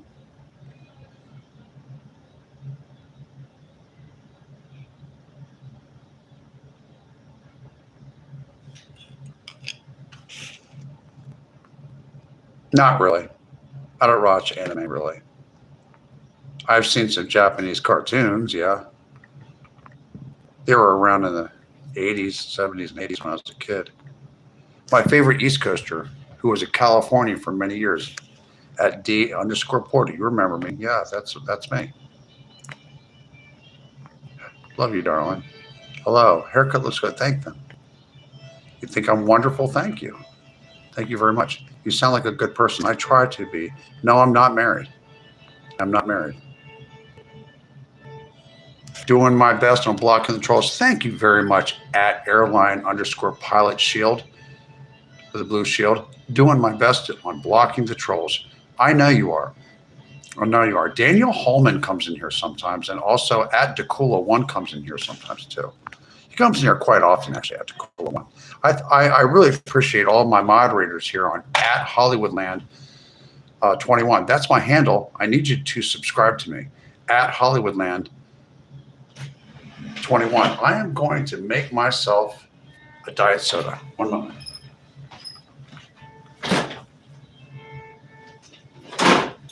Yeah, it's just something's gnawing. Something's gnawing at me. There's a little bit of sadness in me. It's not going to consume my life, okay?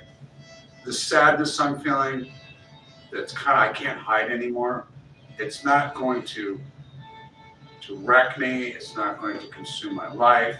I have to take care of myself and handle my fucking business, okay? But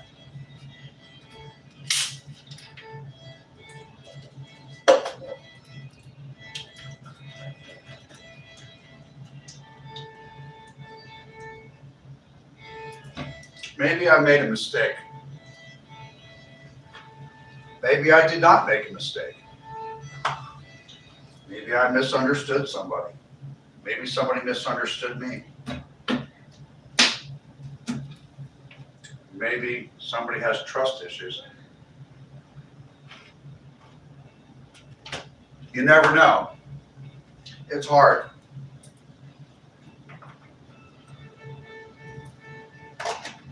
You know, fear has to be controlled.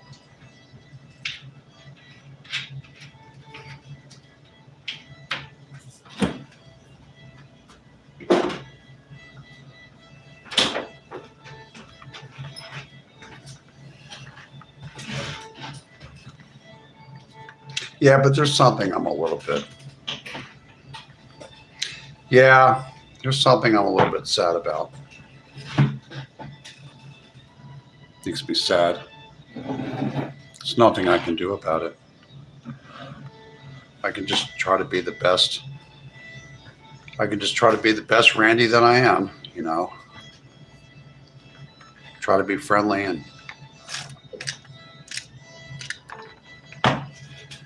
have to be honest with myself, right?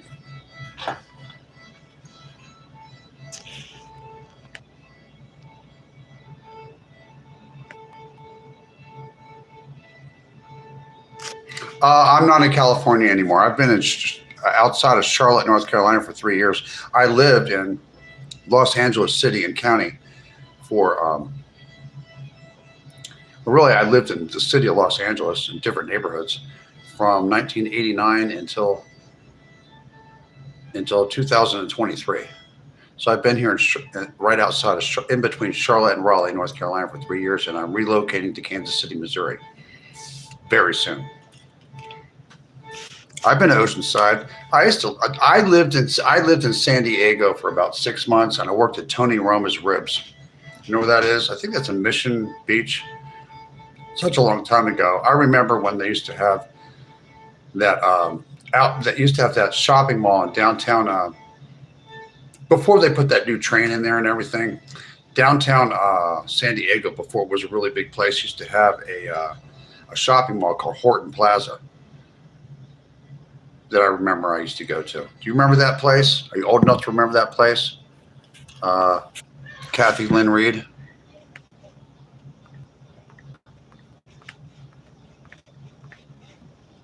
Thank you. Thank you. You think my haircut looks great? I wanted to get it cut a little bit shorter.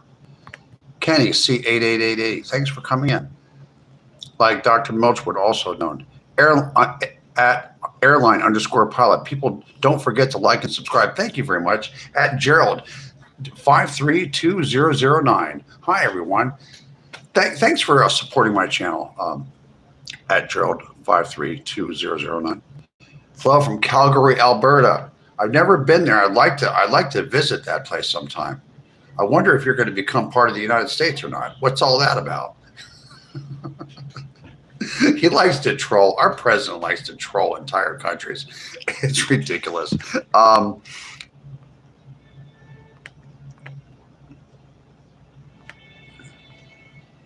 You're not alone at me2576. Thanks for deleting all these icky messages at Airline Pilot. I am not a bot, ha ha ha. Healthy, true friends. What's your favorite food? My favorite food is manicotti. Manicotti. I love Italian food. I know how to make it. 30 years in nursing, RN for 26 years. Oh, you're a nurse. We got a nurse in here. That's good. So you know what a thoracic cardiovascular surgeon is that looks at your aorta. An aorta is supposed to be between 3 and 3.5 centimeters. Mine is 4.5 or something like that. So they have to watch it every year. But for some strange reason, and they did genetic testing on me, since they caught it accidentally on a CAT scan for a ear, nose, and throat doctor gave me a CAT scan. He said I have to go see a cardiologist. And he says it's too big. So they had to check it every 4 years. But now they only check it every once a year, and it hasn't grown. It hasn't grown since 2022 at all. I mean, I take statin drugs like a Zocor, or whatever. Well, not a Zocor. What's it called? A Simvastatin. I eat a low-fat diet. I don't put seed oils in me. I eat just fruits, vegetables, and fish. It's basically all I eat, really. I keep my weight down, and I don't smoke cigarettes because I heard that smoking cigarettes can actually cause calcification on the inside of your aorta. So what I have is I have an aortic root aneurysm that's not real big, but it's at the root when it comes out of your left ventricle of your heart. So I have that. So I have to check that every year.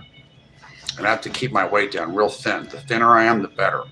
Like I'm 165, but I'm going to go down to 100 and I'm going to get my weight. I know you guys are a little bit scared about this, me being 6'1", and I have wide shoulder blades because I have the shoulder blade. I don't have a thin frame.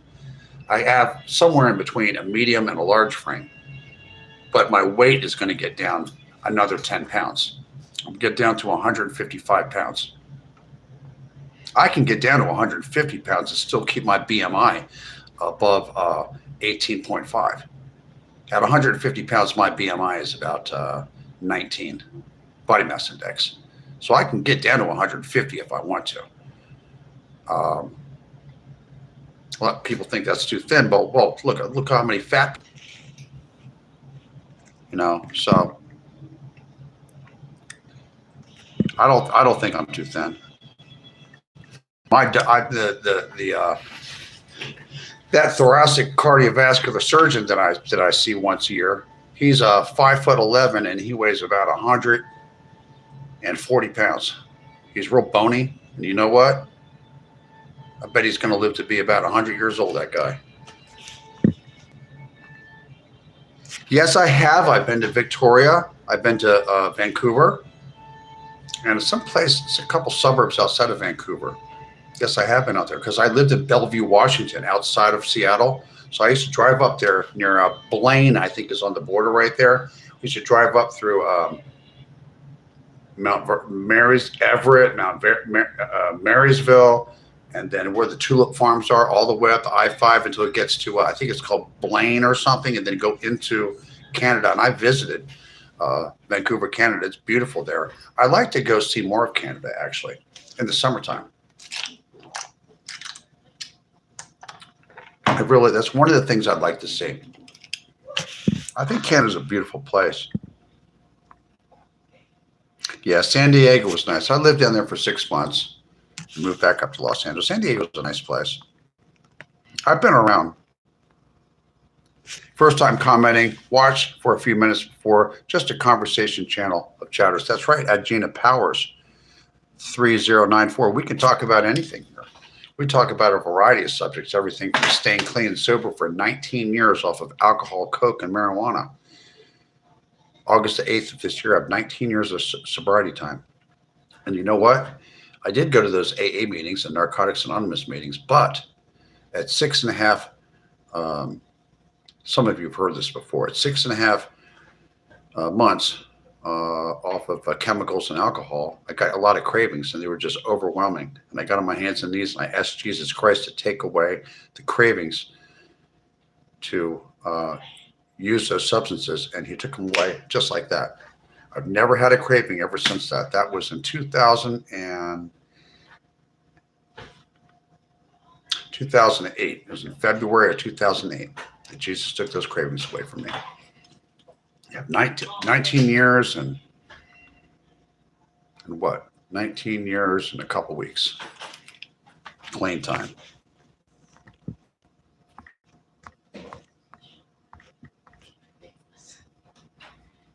No, Seroquel 200 milligrams for me.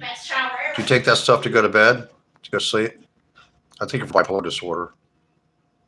Yeah, there's tulip farms all north of Marysville, in Western Washington State, all the way up to the Canadian border. Yeah, some people don't like weed. It makes them depressed. Comox Valley on Vancouver Island. I bet that's beautiful. Isn't that where they have the gardens that I saw? It was a long time ago.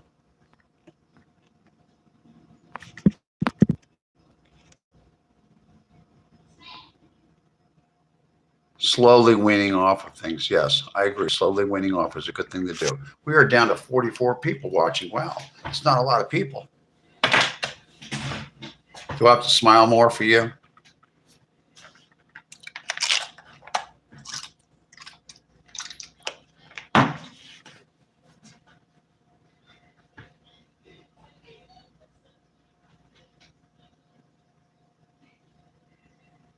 Yeah, I'm going to be, I guess Kansas City is in northwestern Missouri. It's not too far. It's right across the border from Kansas City, Kansas. It's not too far from Iowa or Nebraska either.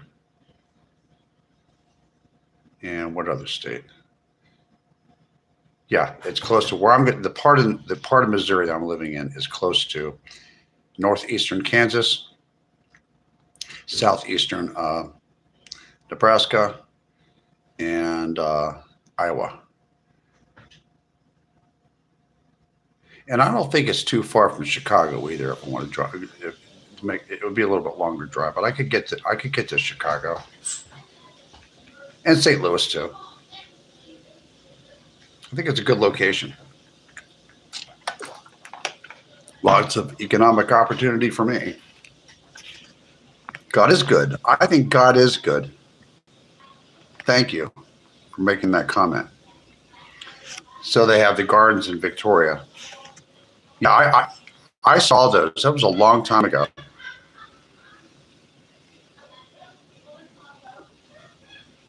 Butchart Gardens in Victoria. Yeah, I remember that now. Stay away from cannabis until you're ready to train your thoughts. It's mysterious stuff. It's not its way. I like you. At Meep 2576. I like you, and I'm not a trusting person. Well, I'm glad that you like me. Come on in. We'll get to know each other. Even better. Is the Truth Foundation a true solid integrity private circle? I do not know.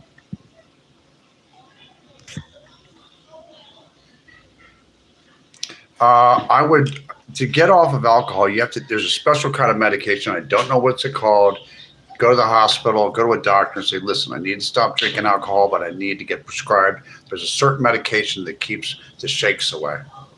There's a shake, you could die just trying to go cold turkey off alcohol. You can't go cold turkey.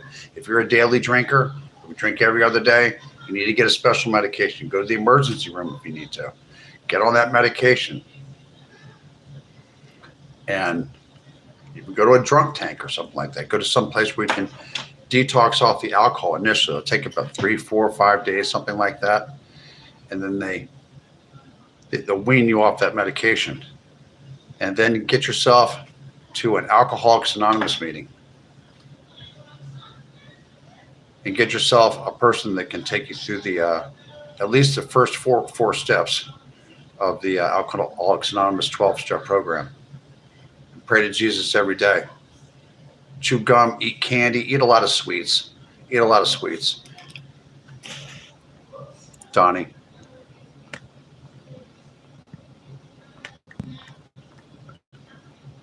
Or you take Seroquel too? Me, I take it at night and in the morning.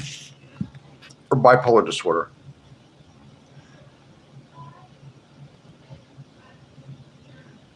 Keith Moon died from the detox medicine? Really? Wow. How can I improve English like you? You mean to speak like me? Don't know. You could go take, do you speak, is English your first or second language? At BH-GK6RW. How can you improve English like you? Watch American television. Also, you can go take classes at community colleges, and you can move to a place where there's nothing but people speaking English. I'll tell you a wonderful place to live where nobody speaks anything but English is go to Billings, Montana, or go to Fargo, North Dakota, or go to Lincoln, Nebraska, and you will hear nothing but English 24 hours a day, or Iowa. Go to these places and you're just going to hear English, English, English, English. Or you can go to New England. You can go to Maine, or you can go to Massachusetts or Vermont or New Hampshire and relocate there. And everybody is going to be speaking English. And they're going to be speaking really fast, too, up in New England. They speak very quick up in the New England states. And you will definitely learn English quickly.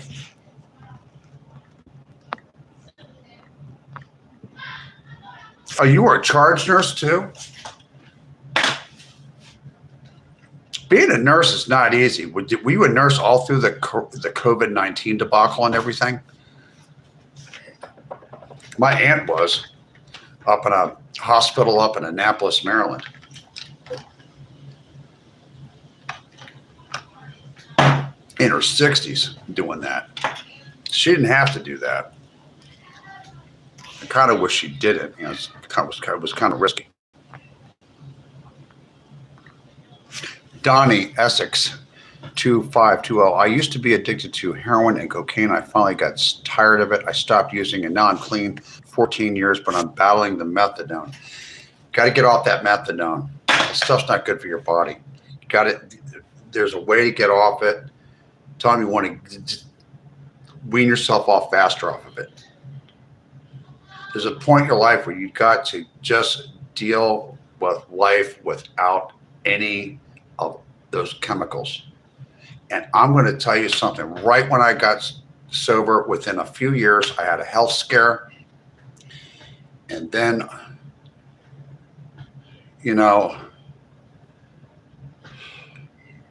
sometime around 2000, I'm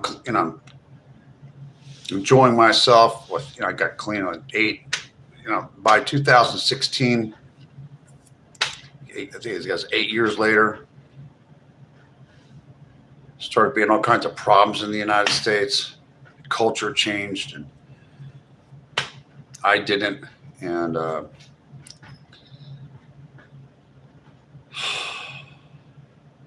all this political crap and people talking about weird stuff all the time. And oh man.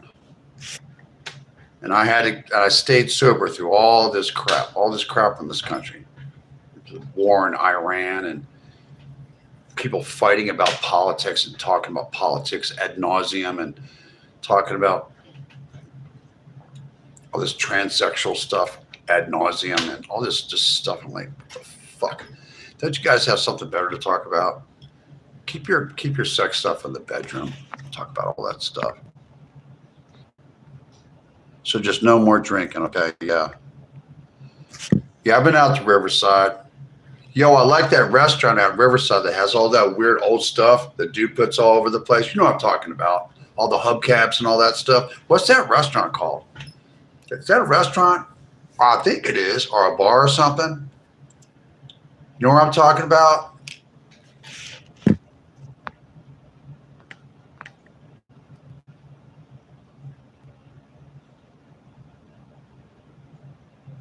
You have mania after taking a pain med, Loratab? Really?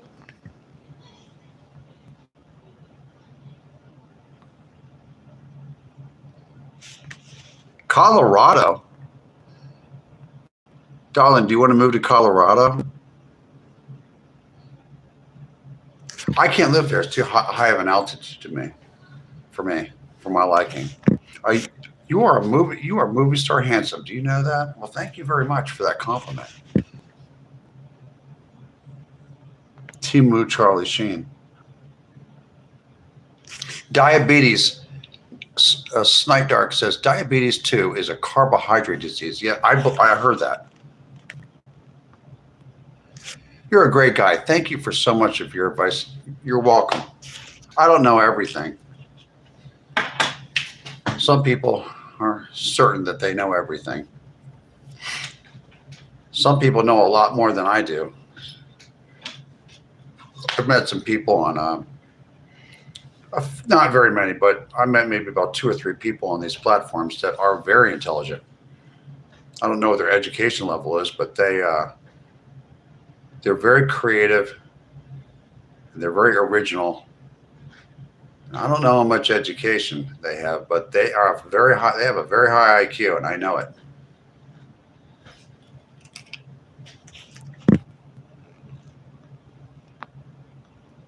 They just seem to be very depressed at sometimes. I wish I could help them more.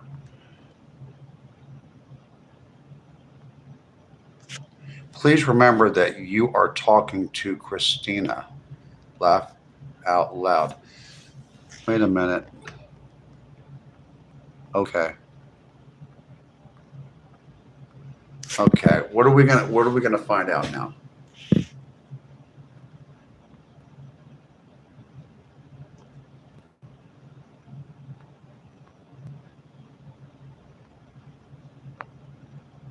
She got into a fight with a coworker. What should she do? What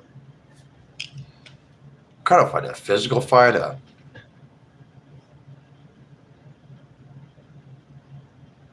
physical fight? Don't fight. Just walk away. The coworker? Well, the supervisor should be able to solve that problem, Matthew. It's kind of hard to calm down a woman once they get going. I used to live in Los Angeles in the San Fernando Valley. I lived in Hollywood too. I live in North Carolina right now, and I'm moving to Kansas City, Missouri. Cynthia's 3.89 GPA. That's really high. Okay, who is this person saying that I need to remember that I'm talking to?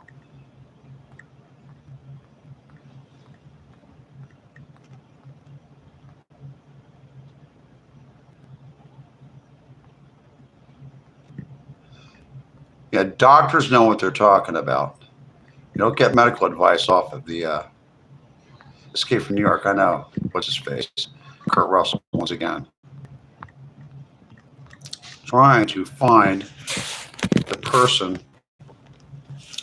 That's very odd that somebody would say that, remember that I'm talking to. Okay.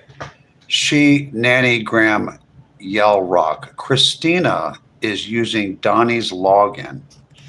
Christina is using Donnie's login.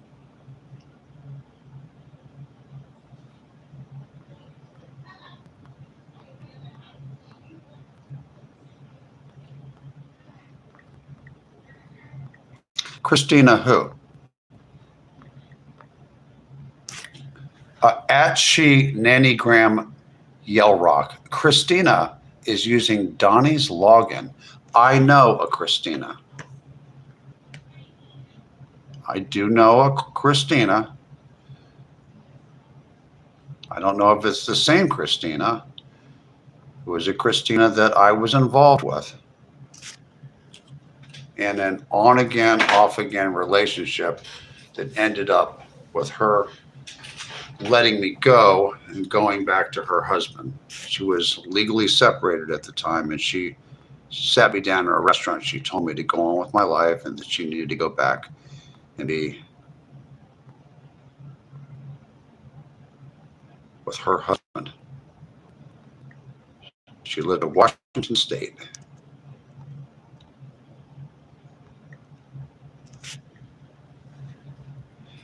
We don't know. Just in chat, Donnie was saying wanted to get clean. I knew a Christina. And she knew me pretty damn well. From Snohomish County, Washington. It's a different part of my life.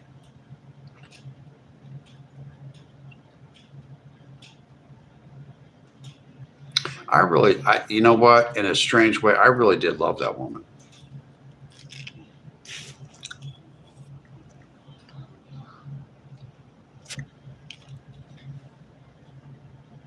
I go by Randall.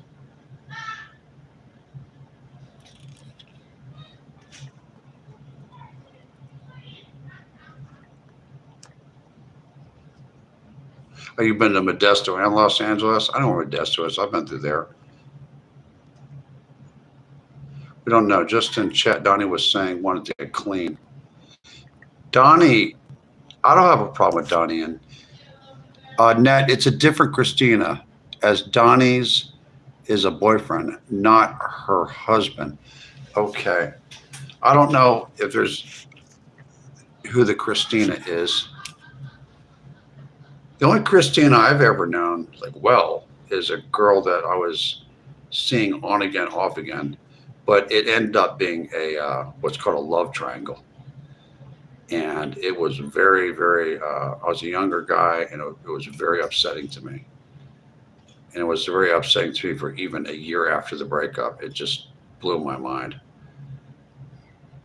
I was really head over heels for this girl. But she decided that she did not want to be legally separated, and she decided that she wanted to go back and work out things with her husband, and I can't blame her for that. And at least she was very direct with me, and she wasn't cowardice about it. She told me exactly what she was going to do and why she needed me to do it. And she asked me to have a good life and go on with my life. I remember that. And she told me that in a restaurant in, I believe it was in Monroe or Snohomish, Washington. Not sure.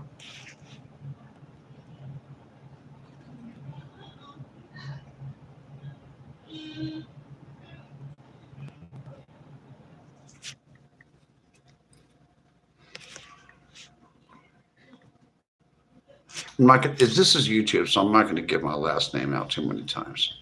A few people know who my last name is. There's a couple of people that know what my last name is, but I don't want to give it out.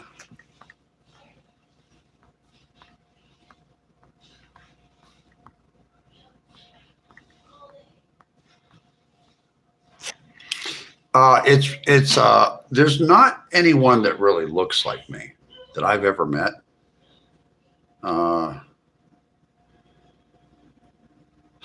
There's no doppelgangers that I'm aware of.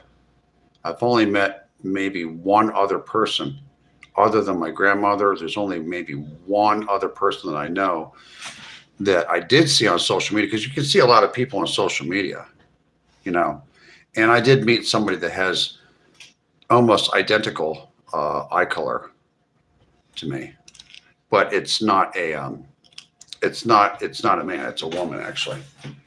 But I don't think I have anybody that looks like me. There's a woman that I saw on a platform. I won't tell you which platform, but she has eye color that's almost not almost identical to mine, with a purple ring around it, around the blue. Are you trying that 1,000 calories a day thing that I was talking about, Jack? Yeah, try it. You won't die. It's you'll lose some weight, that's for sure, especially if you go for a walk every day.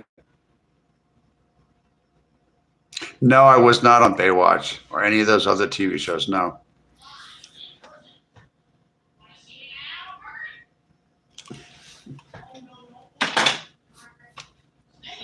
I don't know anybody who is that looks like me. I've never met anyone that looks like me, man or woman. The only people that I know that have eyes that basically my mother's mother and I have. If you look at younger pictures of her when she was younger, we have the exact same eyes. And there's only one person other than that I know that has eyes that look like mine. And it was just a coincidence. I saw a woman that had eyes that look like mine. There's a woman that has eyes like mine. There's almost the same color and set apart. That I've seen on TikTok. I've seen tens of thousands of people on TikTok and YouTube and different platforms and stuff. But you can actually run into a lot of people. I did see a person that had like gold eyes once. I saw gold eyes. It was really weird. It's just there's a woman. What's her name? And she's not using filters. That's the real color of her eyes. She has like gold eyes. It's like, whoa. Actually, Kurt Russell looks quite a lot like you. Thank you. Thank you. Thank you for the compliment, Mead. If everybody could hit the like and subscribe button, the subscribe button, I really need everybody watching me here to tell all their friends about @Hollywoodland21. That's my handle. @Hollywood, just type in @Hollywoodland21 and press the subscribe button. I subscribe back to everybody that subscribes to me. I really need to get to 5,000 subscribers as fast as possible. This channel is not monetized. I will not monetize this channel until I get to 5,000 subscribers. And then I will put Venmo, Cash App, and PayPal information somewhere on the other page, or I don't know if they let you, does YouTube let you put the donation information and little things on the page while you're live streaming like TikTok does? I do not know. Does anybody know the answer to that question? Make money, earn money. Yeah. People don't do this for fun. I do this for fun, but to make an extra income. Yeah, definitely. Randall's handle @Hollywoodland21. Thank you, Gerald. Oh, you can put it in the description. Okay, so when I'm putting my PayPal and my Venmo and my Cash App information, it goes in the description.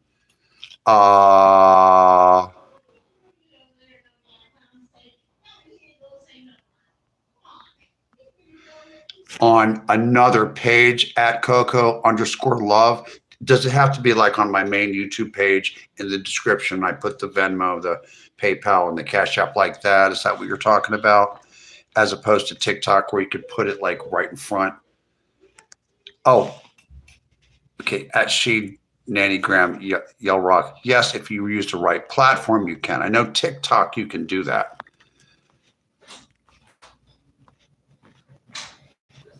Thank you for that information too. @Coco_love.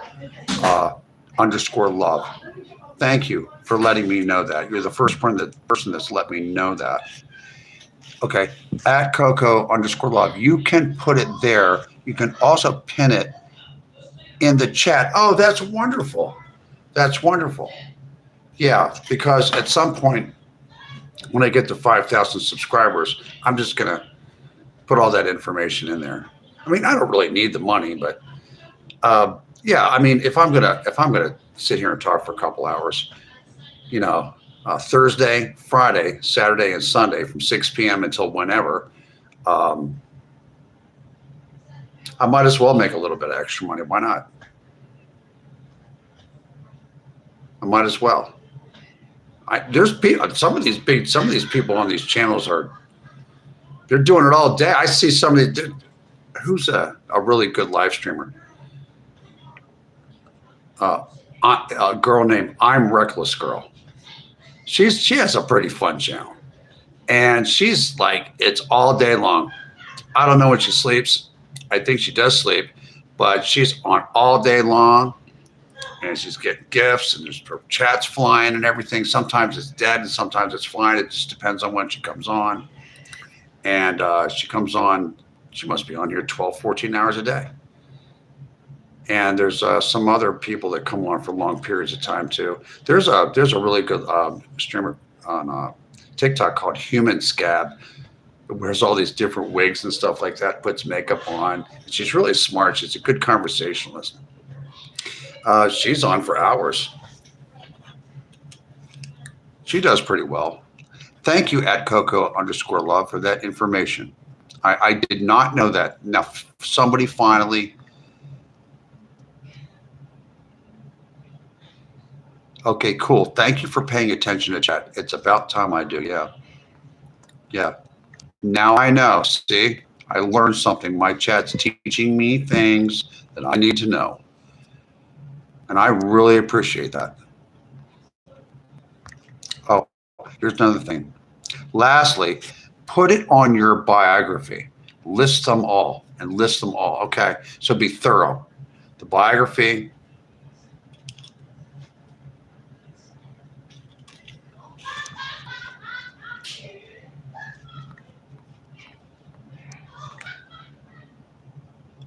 You look like you should be famous.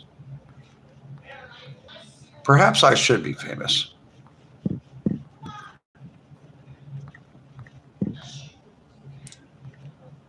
You pin it in the chat. You put it in the biography. I'm going back and reading everything Coco said. And you can put it in the description. Description, bio, and the chat.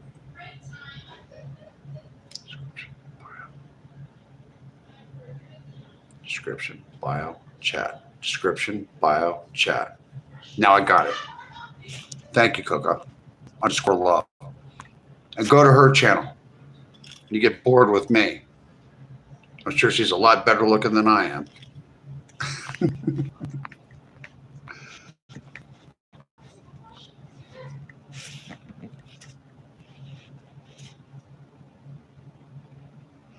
List them all.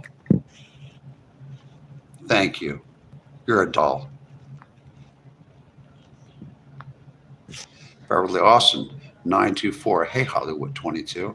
Hi. That's my actual channel name. Hollywoodland. It's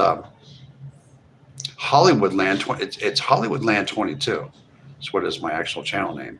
But my handle is at Hollywoodland21. Meanwhile, at up your Cash App, buy me a coffee, etc.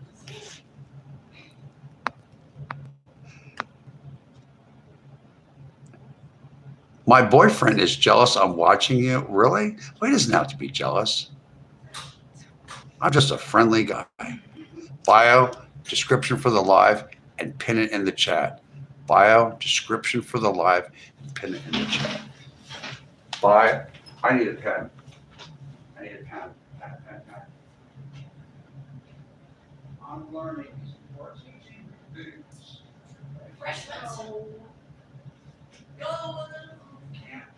Last a little longer.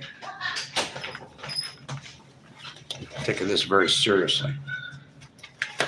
I'm learning from you about how to run this because the technical part of it I need to learn. At Coco.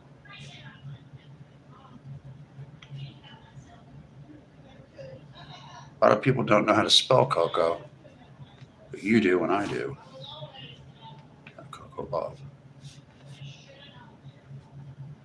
Bio. Donation.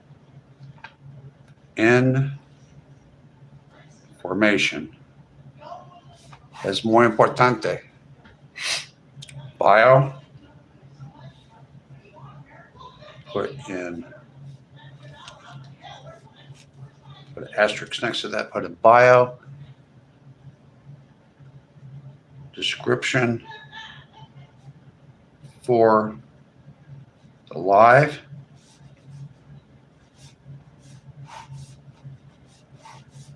And see, I write things down on a spiral piece of paper so I remember them. Remember, back in the 80s, we said, write things down so you remember them, right? And pin it in the chat and pin it in the chat. Got it. Thank you very much, Coco_love, and others that I missed that gave me some more information.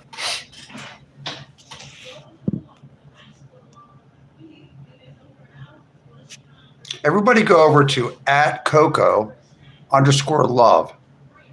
and subscribe to her channel.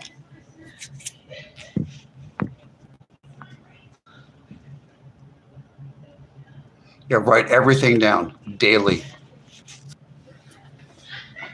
Ranger fan, $84.99. I've got my spiral notebook right next to me. I'm starting to get a little happier. This depression is starting to alleviate this depression a little bit.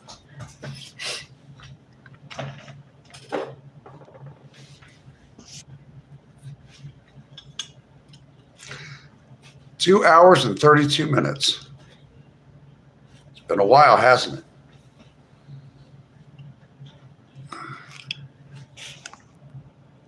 Wow, down now. Sign up for Cash App. They can start donating now. Also, buy me a coffee. They take less money than YouTube.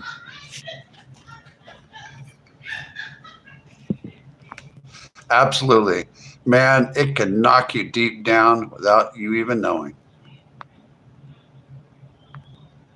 I will not forgive myself if I don't have to. Right. Dang phone.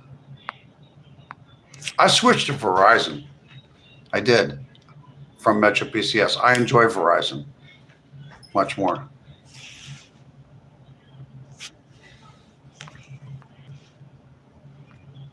It's 98% in-person circle. Not ever just social media. I write everything down. My guy over here looking like Neil Diamond with his dark, thick hair and blue eyes. My guy needs a mic and a stage.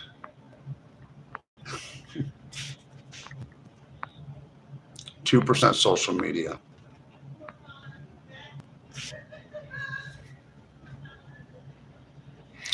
Johnny T says, am I gay if I've had a gay thought?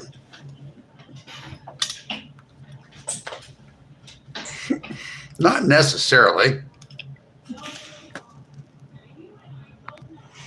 Now, just to let you know, I really am attracted to the opposite sex, to women.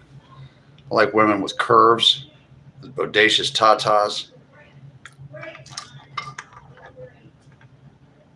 Yes, I do. And beautiful eyes. I am what I eat. That makes me a pussy, right? When you start getting a lot of subscribers, then you can do memberships. Okay. When I start to get a lot of subscribers, I can do memberships. I may decide to do that.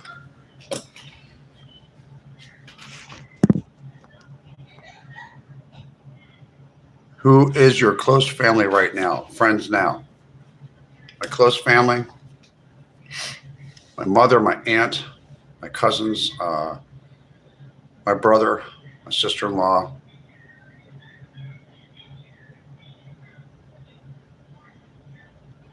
my sister, and my sister.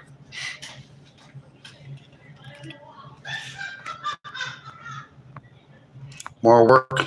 I'm ready to do more work. I have no problem doing administrative work on the phone. It's easier than digging ditches. You make money with you earn money using your body. You make money using your brain. Tina Kennedy, 6458. Good night, everyone. Have a great night and a great weekend. Thanks for coming in at Tina Kennedy, 6458, who is a big supporter of my channel. Thank you very much. I'm doing great. Tawana Lee. Dude, I'm telling you, Cash App, but me, a coffee, our payment methods, viewers can pay you on the moment. You set them up. YouTube takes 40%. These two take like 5 and 10%. Worth doing now.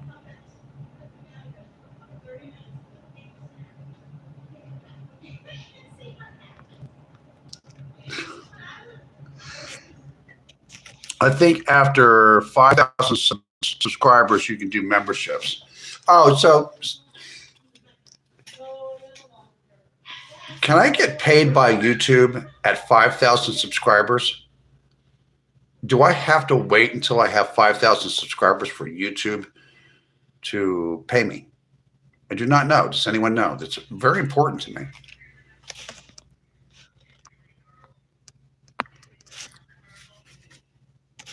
You do memberships. Can I like partner with YouTube and get paid at 5,000 subscribers, or can I do it right now?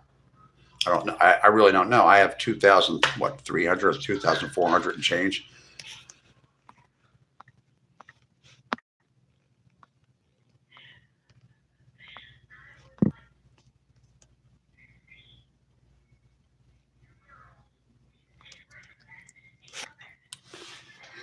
At Unclev, 70, 75, 10K. So it's 10,000 subscribers, and I can partner with YouTube. Is that what it is, folks?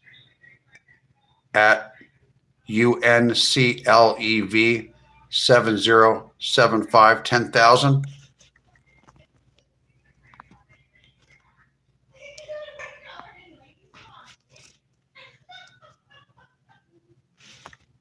Right now to get monetized, 500 subs, 3,000 watch hours, 3 search, 3 shirts.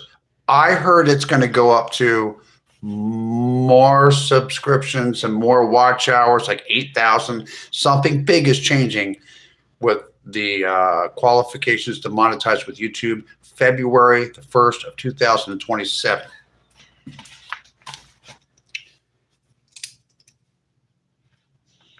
To get monetized on YouTube,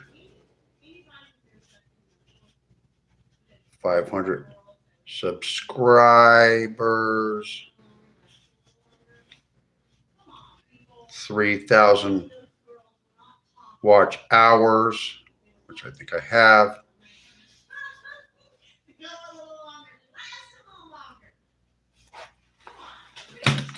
3 shorts.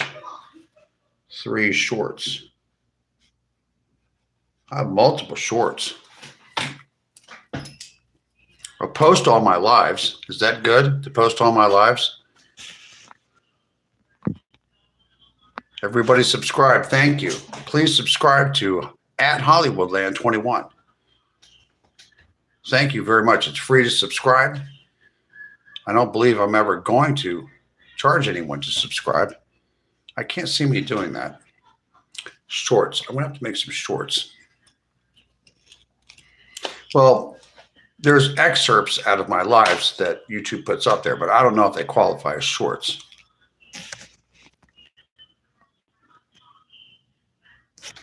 At Coco_love. As soon as you get monetized, you have the watch hours and the sub count.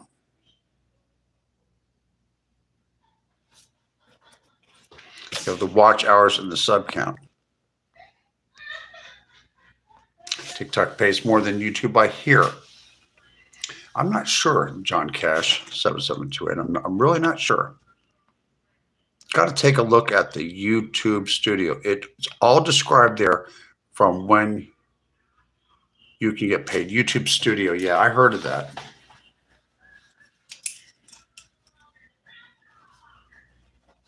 More info on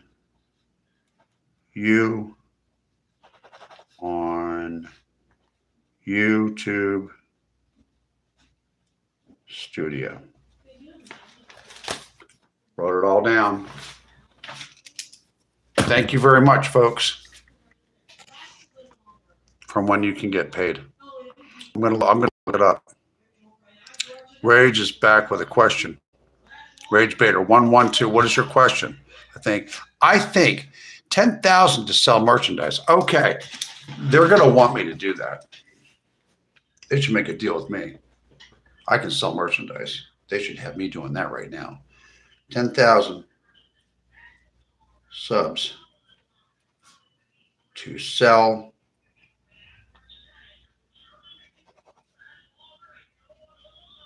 merchandise.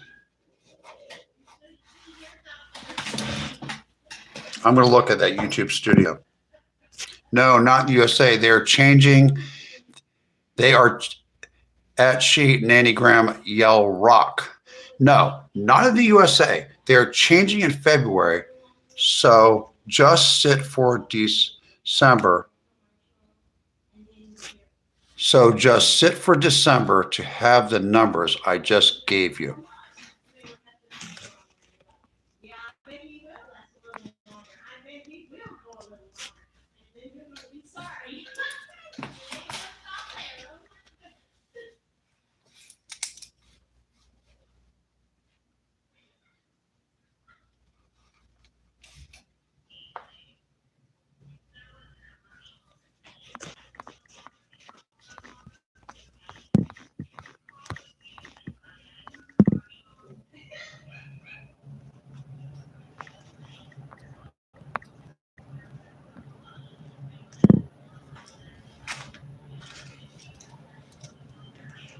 Understood. Thank you. Would it be rude to ask your age? Just not rude, but I just won't give you my age now. I don't tell anybody my age here. You can guess. You take a wild guess. You take all the guesses you want at how old you think I am. I do look younger when my hair is lighter and when it's shorter. I believe they're going to 800, 6,000, like 15 shorts, something like that. That's what I heard. That's what I heard. He doesn't say his age. Sorry, I don't. Airline pilot. Some people think I look like I'm 80 years old, and some people think I'm 60 years old, and some people think that I'm 43 years old. You know, it depends on how thin I am, how short my hair is, how light my hair is, whether or not I get good sleep. I could get these teeth fixed and will look a lot younger. I feel healthy, like I'm in my late 30s or like something like that. I feel like I'm as healthy as 40. I don't feel old at all. I have a lot of energy.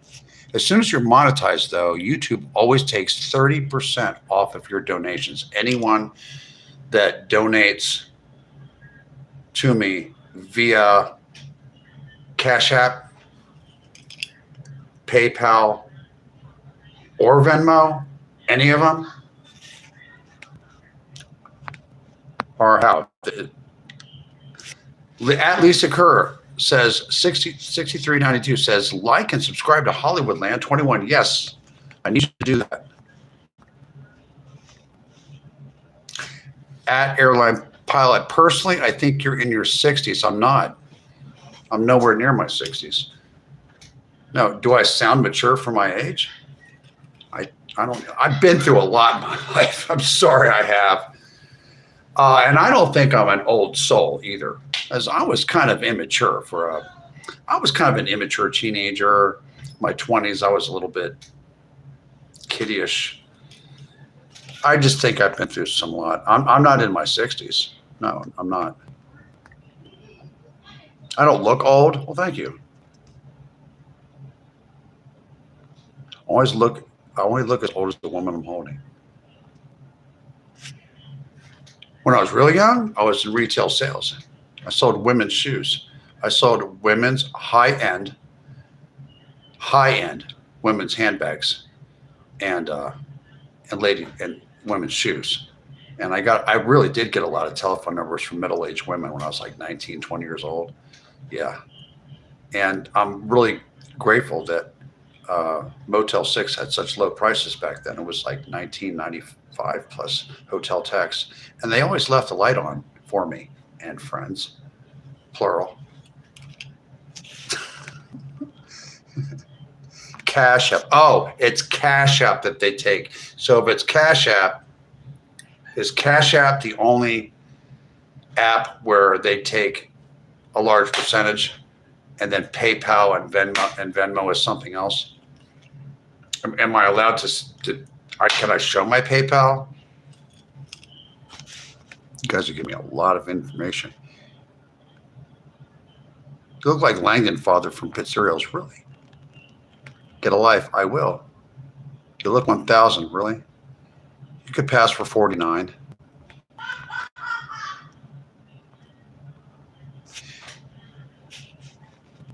Okay. At Coco_love, YouTube only takes through super chats and memberships, which I will learn about super chats and memberships.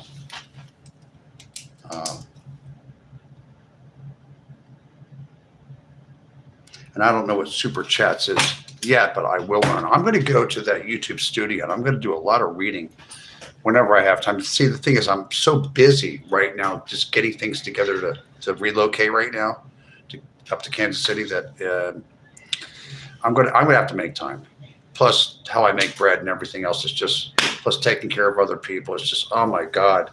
I wish there was more hours in a day. Don't you? We had like 28 hours in a day. Wouldn't that be great? If the earth would revolve like slower, we had more time, but we don't.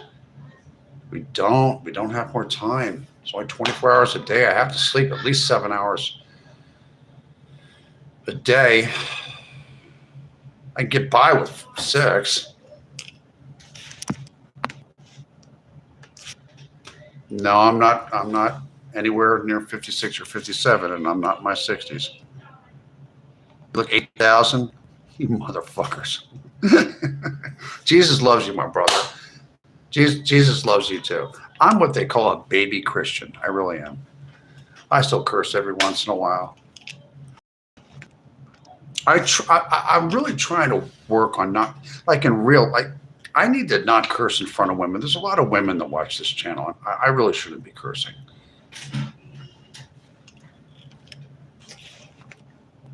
My apologies. Salty Nana. No, they take a percentage from your super chats. Okay. Understood. You look like Dennis Quaid.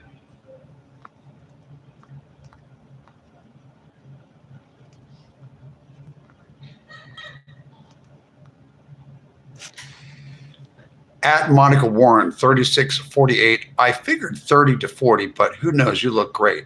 Really, I look between 30 and 40. Well, thank you very much. I am over 40 years old. Yes. I am over 45 years old. I'm not going to tell anybody now. I'm not in my 60s and I'm not near 57 or 50, whatever that was. Billy, Jesus loves us all. At airline_pilot, YouTube only takes 30% off your super chat donations. Now that starts adding up, does it? No, YouTube rob certain percentage from you.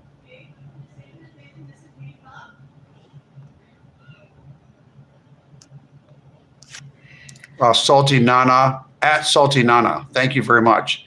PayPal, Cash App, and Venmo have their own charges, have nothing to do with YouTube. Okay, understood. And I'm going to have to look up those.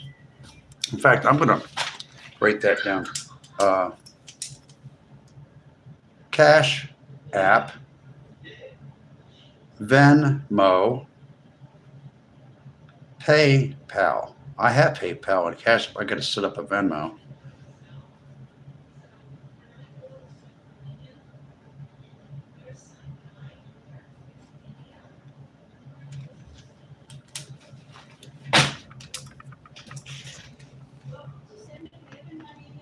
Only 30% laugh out loud.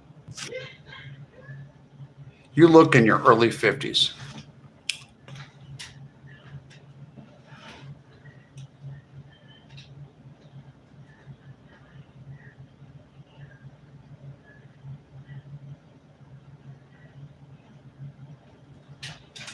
No comment. Keep you guessing. Spencer Mike. 5'3".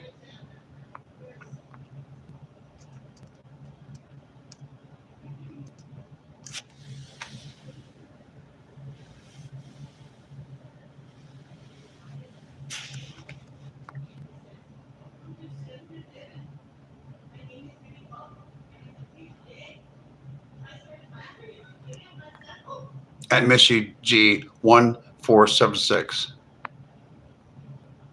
Super chats are the worst, right? You can turn them on now if you have 4,000 hours of video or live streams. Okay.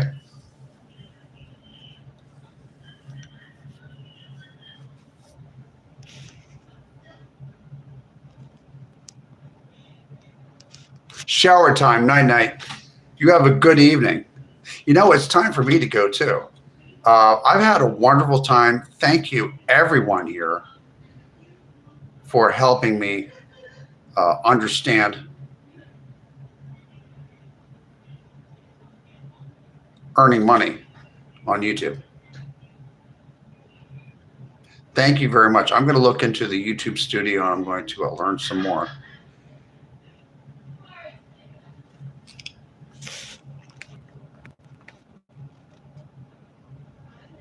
Imagine paying YouTube more than the tax man. I know that's messed up, isn't it? But what are you going to do? It's their platform. Looking like a shady Baptist priest, my guy. Really? You think so? Wake up at 7. Oh, God, I got to wake up at 6:30. You'll get at me 2576. It says you'll get there with your YouTube channel. I will. People have to learn. There's a technical part of this. I have to learn. When am I making the next? No way you're over 50.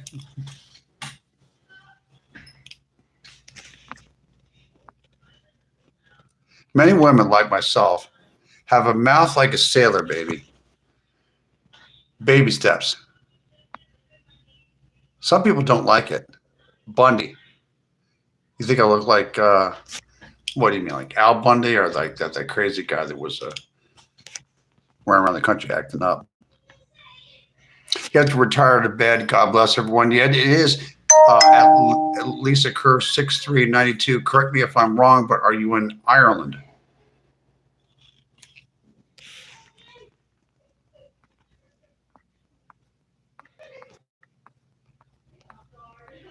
I think she's in Ireland. Get ready to get a thick skin on YouTube. It's brutal. I developed thick skin in Philadelphia as a young person, and then thicker skin in Los Angeles. I think I can handle it, but we'll see. Reminds me of the Marlboro Man.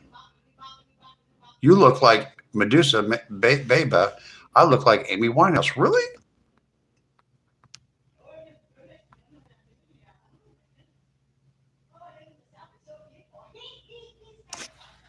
Are you on a phone or a PC? I'm on a telephone. I have a Hewlett Packard laptop computer right here that I use sometimes. At Joe OG1, you're quite handsome. You still got it. Don't worry. Laugh out loud. You have a good night too. At Coco_love. Thank you very much for helping me. You've helped me quite a bit. Gerald, thank you for coming in. Thank you, everybody, for all the help you gave me. It's time for me to go. And remember, I will be back here on Thursdays, Fridays, Saturdays, and Sundays at 6 p.m. until whenever, usually like at least an hour, sometimes 2 hours and 56 minutes. This was a learning day for me. And I appreciate you guys. You have a good night. And never know. Sometimes I just pop up out of nowhere on a Tuesday at 11 o'clock at night.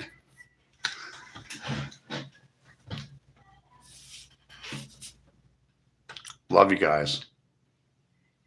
At Hollywoodland22. Subscribe and I subscribe back. Thank you. Let's get me up to 5,000 subscribers in the next 2 weeks.